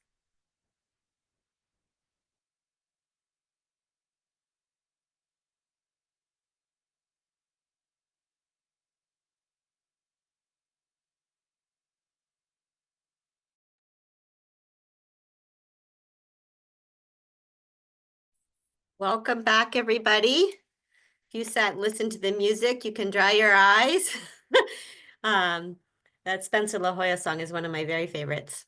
So thank you to Jason O'Neill for all of that background music. We appreciate it. We are now going to hear about the Triennial Gathering. So just one quick reminder, the Triennial Convention, which is the business portion, the governance portion, is what we were just talking about. The Triennial Gathering is the part where we all come together for fellowship. And Gabriella is going to begin that conversation for us. Thank you, Jennifer. I'm going to go ahead and share my screen. As Jennifer said, we are excited for our upcoming Triennial Gathering. Staff have come together, worked very hard to come up with the theme to your Triennial Gathering that will be in Des Moines in July of 2026. So Philora Starr and I are going to present to you the theme for the 2026 Triennial Gathering. Oh, I need access to share my screen, please. Thank you. Great. As you hear this presentation, I want you to think about our journey as a community of women created in the image of God, called to discipleship. Layer on where we have been, what we have been through, and where we are now. Think of the women in this community, their struggles and hopes. The theme for our 2026 Triennial Gathering: I am worthy.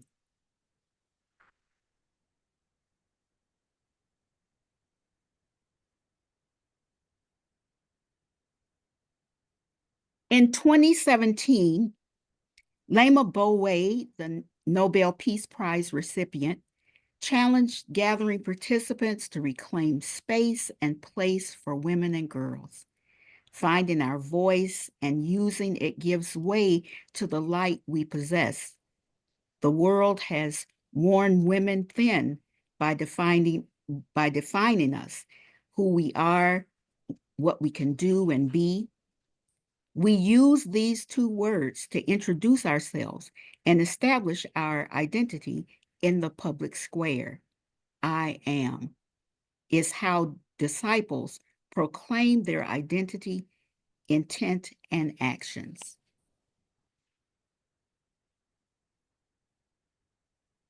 I am worthy continues our journey with Jesus through the lingering effects of the brokenness this community of women created in the image of God, called to discipleship, and the world have endured. Acknowledging what we have been through is the beginning of healing. These words are both an affirmation for the community of women as disciples.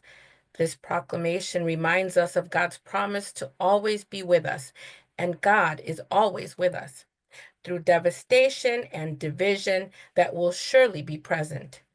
God is a gifted power in claiming who we are and whose we are. I am worthy is the very basis of our spiritual nature. And repeating, I am worthy can reprogram our subconscious mind by reminding us of who God is and the Holy Spirit's continual work at challenging negative chatter. The practice of this self-affirmation creates pathways for the opportunity to repair and bring healing to us, the church, the society, and the world.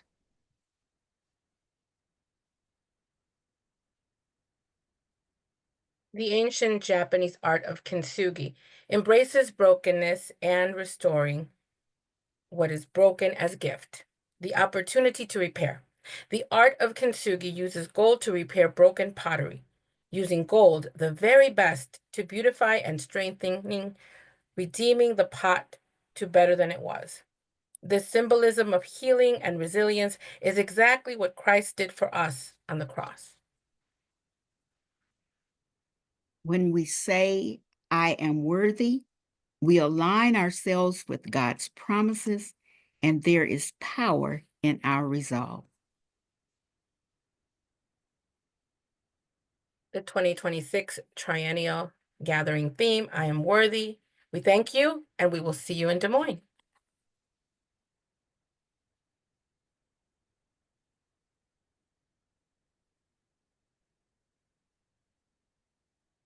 Hi.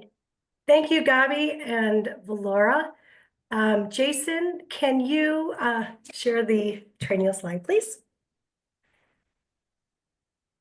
Great. So I'm just going to begin by just reading a short artist statement about the logo for the theme, I Am Worthy. At the 2023 Triennial Gathering in Phoenix, Arizona, the theme of Just Love was our call as women of the ELCA to focus on justice, mercy, and love. Those themes remain just as vital as we live out our faith today. The theme, I Am Worthy, acknowledges the importance of our work toward bringing justice, mercy, and love to others, and also calls us, women and girls of the church, society, and world, to remember that we too are worthy of justice, mercy, and love. Des Moines, Iowa, the location of our next gathering, is painted with murals. Sides of buildings feature large-scale paintings that reflect the scenery and its community, celebrating its connection to agriculture, its urban vibe, and historical structures. In the spring and summer, this city is alive with colors of bright green hills and deep blue hues of the large river that runs past the downtown area, creating contrast against the backdrop of a piercing blue sky.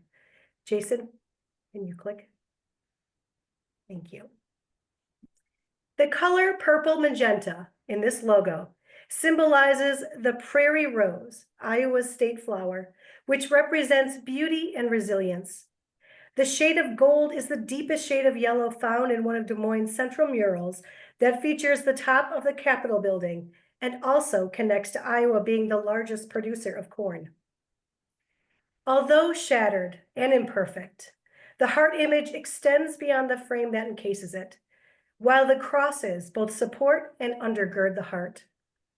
The gold cross emerges from the broken pieces of the heart, sitting just beyond the heart that has been shattered, yet repaired more beautifully, reminding us of what is possible when we have overcome adversity with love. As women and followers of Christ, We experience brokenness, but when we focus on Christ's love for us, and when we extend that love to others, we can repair. Like the Japanese process of kintsugi, which is the action of repairing broken pieces of pottery with gold, allowing us to move beyond the brokenness, focusing on becoming a new creation, emerging better than before. Okay, that's all I'm going to read about that. But you can learn more about the logo and all kinds of promotional ways on our website that pretty soon we will be able to update very shortly in preparation of our registration later this summer. So here's just some ideas for promoting your attendance and the attendance of your networks to come to the gathering in Des Moines. So some ideas for promoting: invite broadly, invite everybody. Commit to making it a goal to include everybody in your congregation: college students, moms with young kids, your own family, granddaughters, nieces. Create scholarships at the synodical level so you can encourage participation. Also, you can promote the gathering. We have promotional cards you can use, but you could also be creative. But please, if you're at assembly and you have a table or retreat, feel free to share information about the upcoming gathering. Also, 3, host fundraising events at all levels. You will be able to consult with the WELCA TG website when it's available for fundraising ideas and resources for you to promote this event. For those of you who are involved in the youth gathering and there are youth-led fundraisers that you participated in, ask them to help you shape that in your own congregation. 4, stay connected, as we mentioned before, to our WELCA publications. Follow us, like, and share content from our social media channels. Pay attention to Bold Connections that will have up-to-date information that you can use. And lastly, the most important way to promote for the attendance of the gathering is your word of mouth. You bring people to this event. So do that widely, and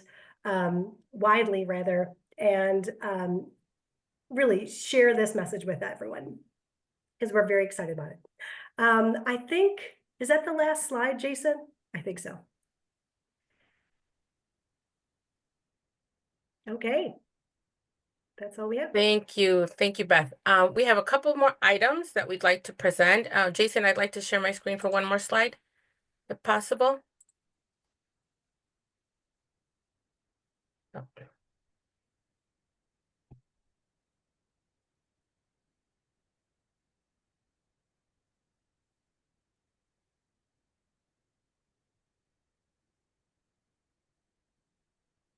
Go ahead and do this. Okay. So some additional gathering items that we'd like to share with you. Again, I know that you are all receiving a lot of information from this Conference of Presidents.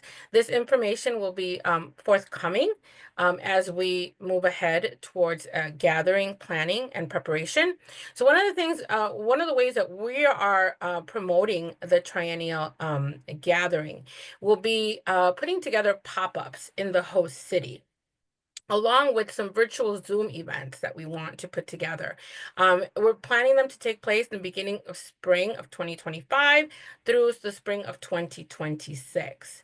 We'll have date schedules and sending out save the dates for these events. These pop-ups or Zoom events will provide an opportunity to connect with local women and women throughout and beyond our women's organization. Our goal for these pop-up and Zoom events is to promote the triennial gathering and the women's organization, promote volunteer opportunities for the gathering, since we will be needing some volunteers, especially locally, gain new registrations for the gathering, memberships for the organization, offer insights to current and potential participants, increase awareness of the women's organizations and the triennial, and obtain research for FAQs during these events. It'll be great to collect all the questions that we receive and then provide an FAQ online in case there are other women out there that would have the same questions or concerned about not only organization or the gathering itself. So be on the lookout for that. We will be emailing those out, I believe, in March. And so I'll turn And it to Val for in-kind gifts. yes, and as we've always practiced with our conventions and gatherings, we always like to leave the community in which has hosted us better than we found it. And so our in-kind gifts are generated through conversations in the Des Moines. It will be in the Des Moines community with organizations and ministries that serve the people there. And so that's how we generate the list of gifts that the community needs and that our women will provide at the gathering to be disseminated to those organizations. And usually in the past couple of gatherings, those organizations are present as part of our servant opportunities so that women can see them up close and personal. And if they've been toying with the idea of, let's say, starting a diaper closet, and they don't know how to do that, they can meet the people who actually do it and have started one and all of that. And so you will get that information later on as gathering information starts to go out. But what we want you to do is to lift it up in your conventions and in your newsletters to say, look for this information. And it's a way for everyone to participate in the gathering, whether they come or they're not coming. And then for us SWO contributions,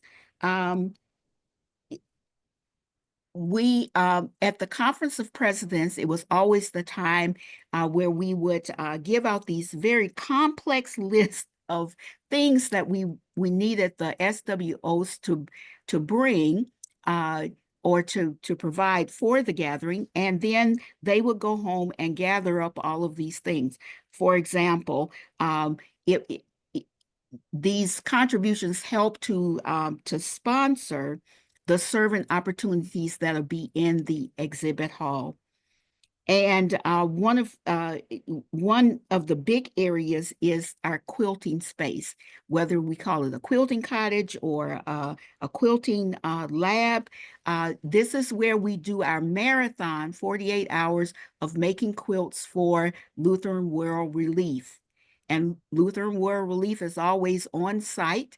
And our women come, they sew for 10 minutes, they get up and the next group comes, and it is just a joy. But we need a lot of things in order to make that happen. And so the last time we were all together, the presidents there decided that instead of going home shopping for these things that are on their list and then sending them to us by mail, that they would just give a check. And I looked back, and the last time we did this, the check was for $300. We want to up that if we can to 400. And you can do it this year all at once, or you can send it, as long as you send it to say SWO contribution triennial gathering, then we'll know where to place the money. And then the last thing is international guests. It is still very difficult to get folks from other parts of the world to the U.S. We spend lots of money, or at least some of you have spent lots of money getting visas, and then the person then still can't come because they revoked the visa. So one of the ways in which we can do this to make it easier is that we can invite folks who are already in the U.S. to be your international guest.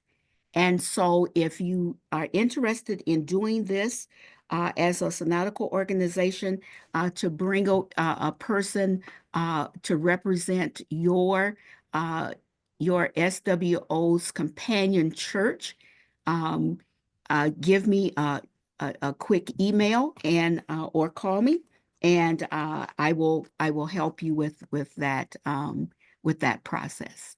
Thanks.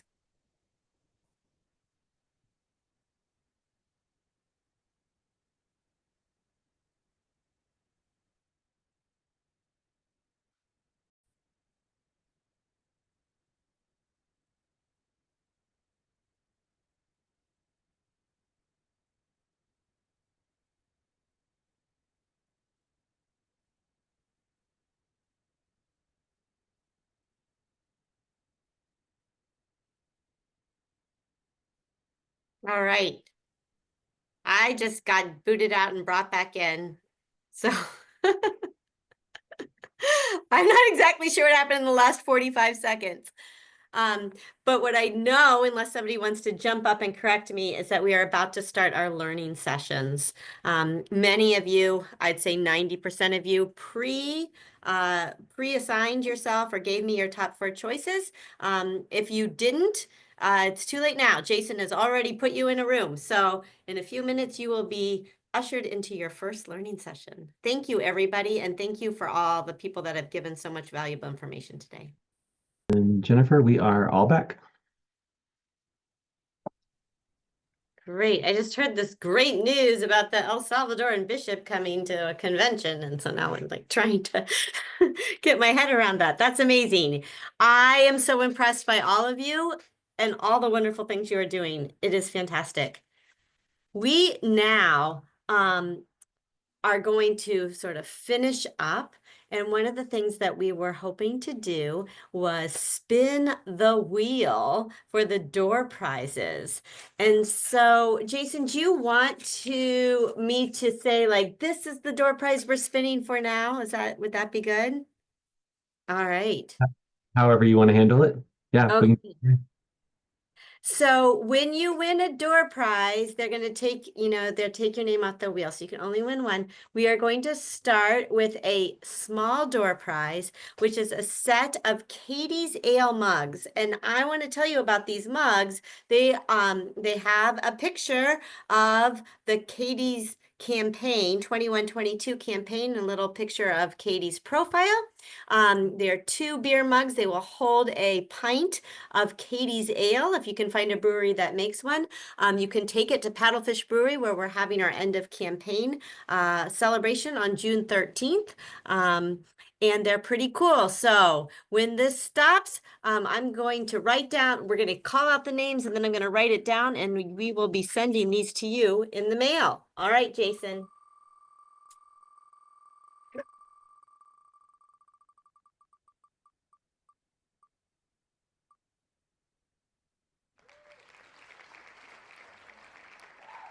Michelle Schaefer.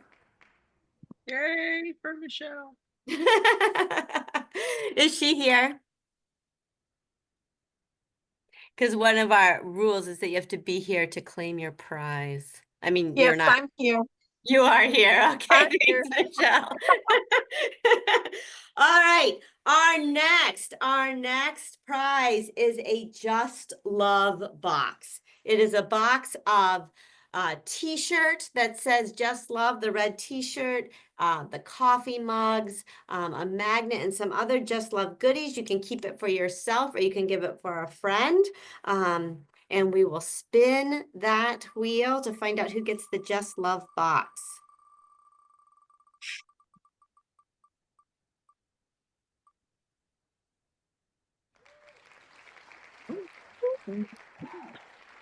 Cindy McManus. Are you here, Cindy? Cindy? I'm here. Yay! So Michelle and Cindy, make sure that you send me your address by email that you want it mailed to. Okay, great. Thank you. All right, the next door prize is a subscription to Gather. If you get this prize and you already are subscribed to Gather, you can gift it to a friend. So here we go.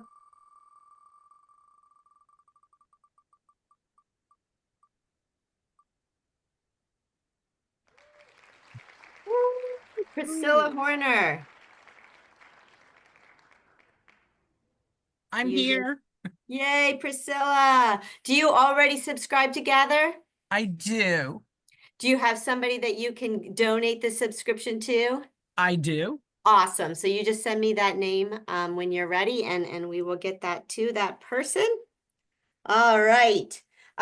We have one more small prize before our big prize of the triennial registration. And this is 2 coffee cups. They are commuter coffee cups that say Women of the ELCA, both in English and in Spanish. They've been very popular. So spin that wheel to find out who gets those 2 coffee cups.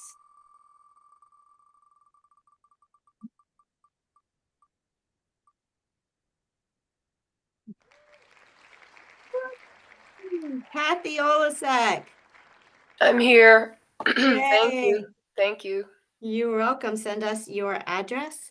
All I right, so will. the final one. This is the big one. This is a triennial registration. Now, if you are one of the people that pre-registered back in 2023 when you're in Phoenix, you will also be allowed to gift this to somebody in your SWO. So this will cover their registration fee, not their travel or their hotel, but the registration fee.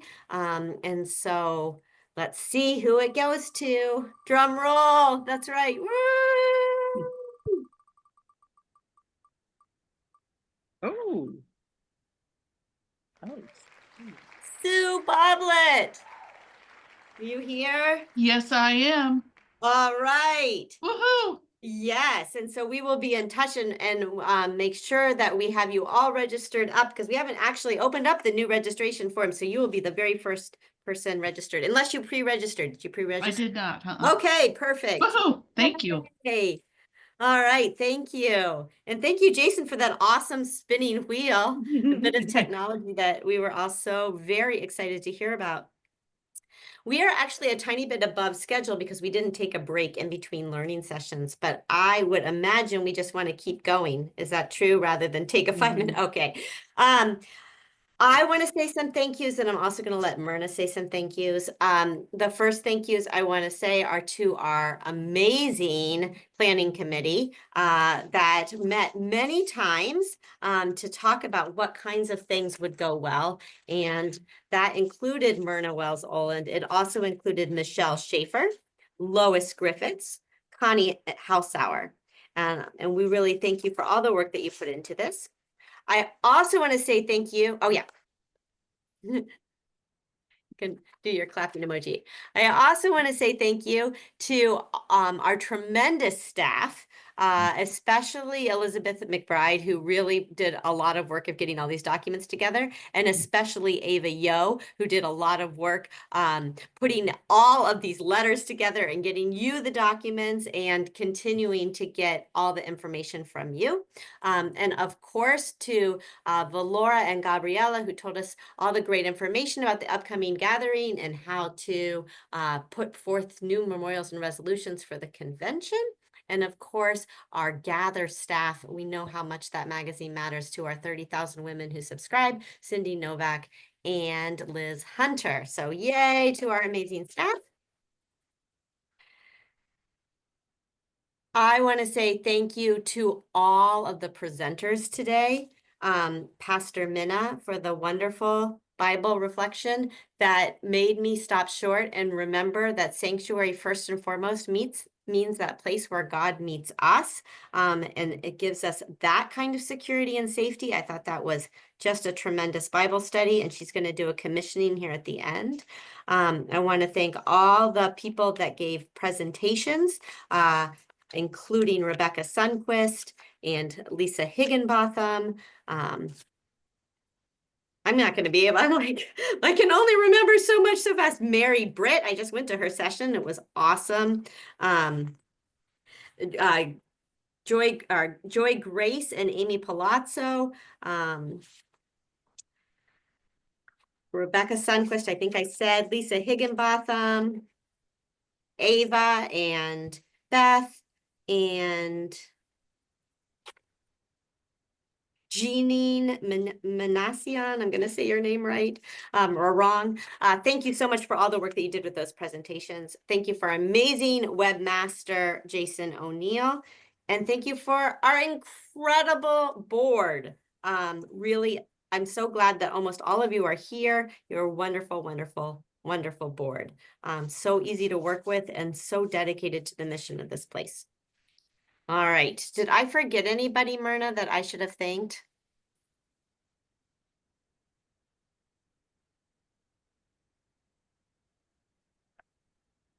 All right. I have a few announcements, and please, if you are on the staff and you are like, you don't forget this important announcement, please just shout it out. The first one is we are going to have a conference of treasurers on March 15th at noon. Your SWO treasurers are invited, but also, if you could put this in your own newsletters, unit treasurers are invited, right? This is going to be a 2-hour event.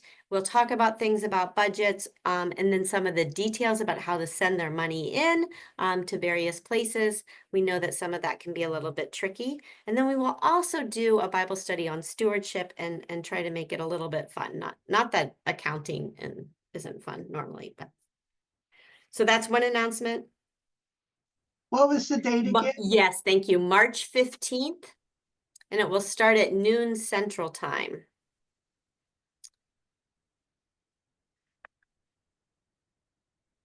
Do they need to register? They will need to register.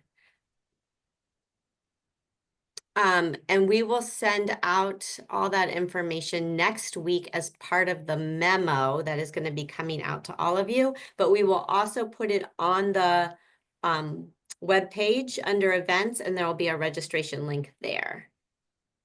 Thank you, Gwen. Will the treasurers get an email, or will it be coming to us and then we have to let them know?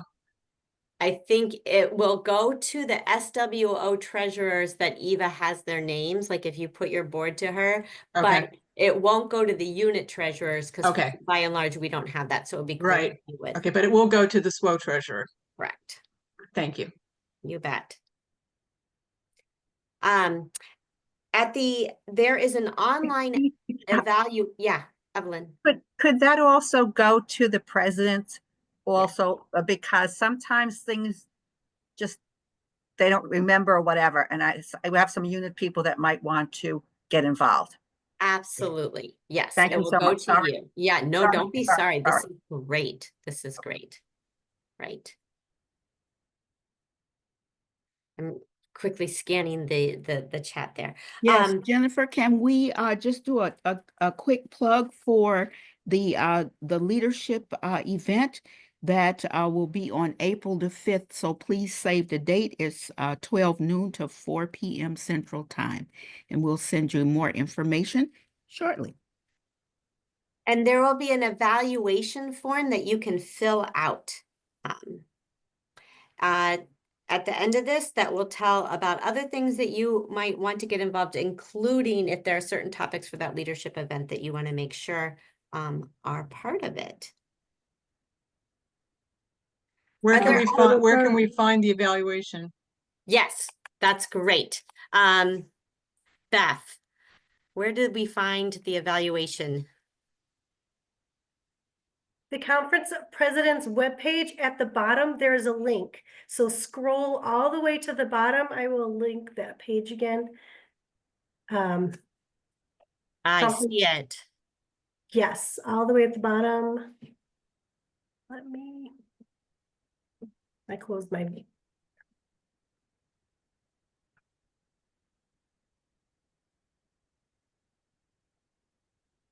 Yeah, we're all sending it all at the same time. Okay, okay, good. Jennifer, board members don't have to be present with the Conference of Treasurers, do we? You do not. You do not. Thank you. Unless you are our treasurer. than you do. But I There know is you're one not good. exception, yes. Just in case Jennifer Armstrong Schaefer is listening and being like, what? Or But yeah. unless you have a burning desire to want to know. Yeah. Yeah. Yeah.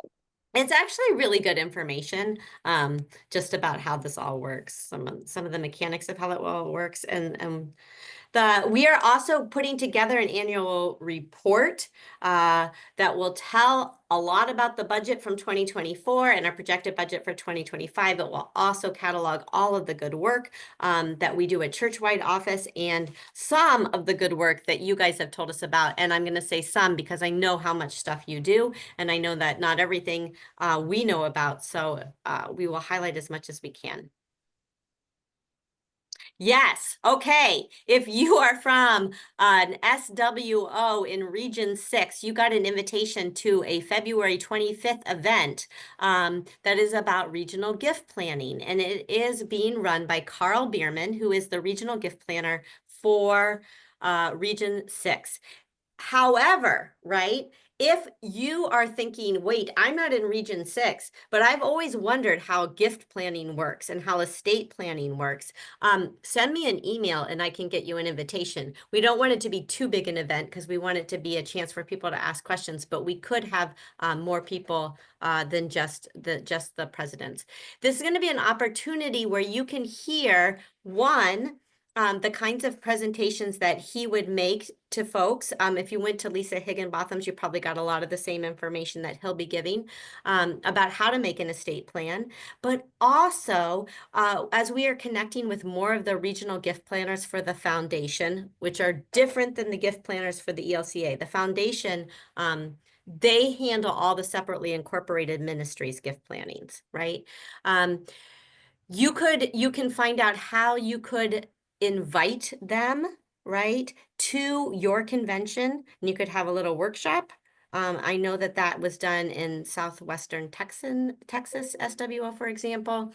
You can also find out just things that you might say to your own board and to people that are interested in doing an estate plan or a giving plan to Katie's fund or to any one of our other endowments or where needed most. So it's really just an information session. And again, that is technically for Region 6, but if you're really interested, I could get you an invitation. And if you are really interested, but you want your own, let me know and we can maybe have them at some other regions as well. All right, you guys have done a lot. This has been a pretty intense meeting. I've been pretty impressed by everybody's stamina. I shouldn't be. You guys are awesome. But are there any other announcements? Otherwise, I will turn it over to Pastor Minna to do our commissioning. Jason, if you could show my slides, I do have a couple other announcements. Sorry.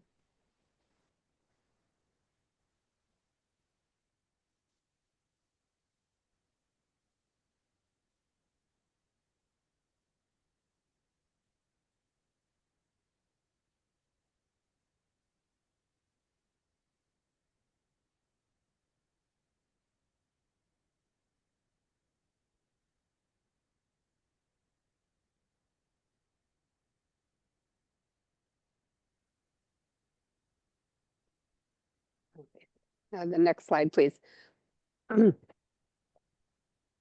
All right, a couple things that weren't mentioned. March 2nd, coming up in a couple of weeks, is Bold Women's Sunday.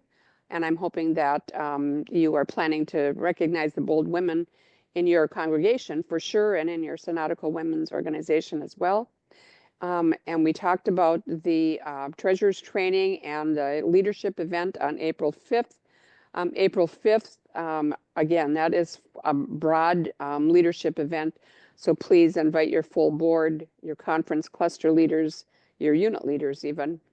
And then May 4th, the first Sunday in May, is the Missing and Murdered and Indigenous Women Awareness Day. And that is an opportunity for us to remember that this is an issue that remains very prevalent in our society today. There are great resources on the elca.org website regarding MMIW Day. And then the next slide has the commissioning service on it, and Pastor Mina is going to lead that for us, I believe. Yes. Myrna, Yes. do they need to register for those events? Are they on Zoom?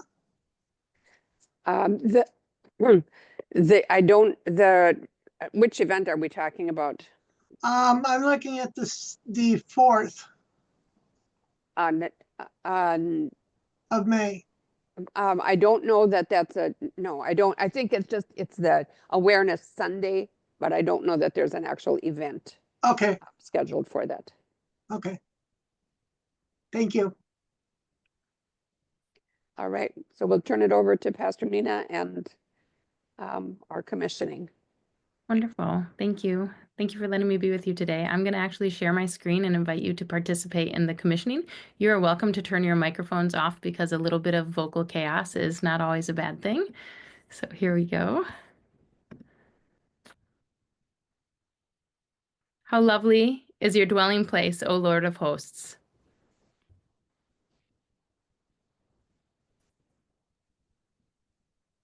Our souls long, yes, faint for the courts of the Lord. Our hearts and our flesh sing for the joy of the living God. Blessed are those whose strength is in you, whose hearts are set on pilgrimage. Strengthen us, O oh God. God, as we journey in faith, service, and leadership. The Lord God is a sun and shield, bestowing grace and glory. No good thing does the Lord withhold from those who walk in faith. O Lord of hosts, blessed are those who trust in you. Today we commission these leaders, the presidents, to serve the women of the ELCA with wisdom and compassion and faithfulness. May they find strength in God's presence and courage in the calling placed before them. May God's God's Spirit guide us. us. May our work be fruitful, and may our leadership reflect God's justice and love. Let us pray. Gracious and loving God, you've called these leaders to serve, to guide, and to build up the women of the ELCA in faith, action, and sisterhood. As they step into this sacred work, may they be strengthened by your presence and sustained by your Spirit. May they lead with wisdom and grace, speak with truth and love, and serve with humility and joy. When challenges arise, remind them that you are their sun and their shield, their refuge and strength. May they find in you their dwelling place, their source of courage, and their wellspring of peace. Bless the work of their hands and the words of their mouths, and the love that they pour into their communities. And as they walk this journey, may they always know that they do not lead alone. For you, O God, go before them. You walk beside them, and you remain ever faithful. We entrust them to your care, and we commission them in your name, through Jesus Christ our Lord. Amen. Amen. Go forth knowing that the God who calls you is faithful. Thanks be to Thanks God. be to God. Amen. Amen.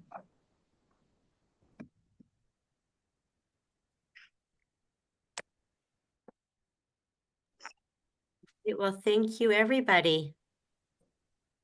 Thank you. Bye.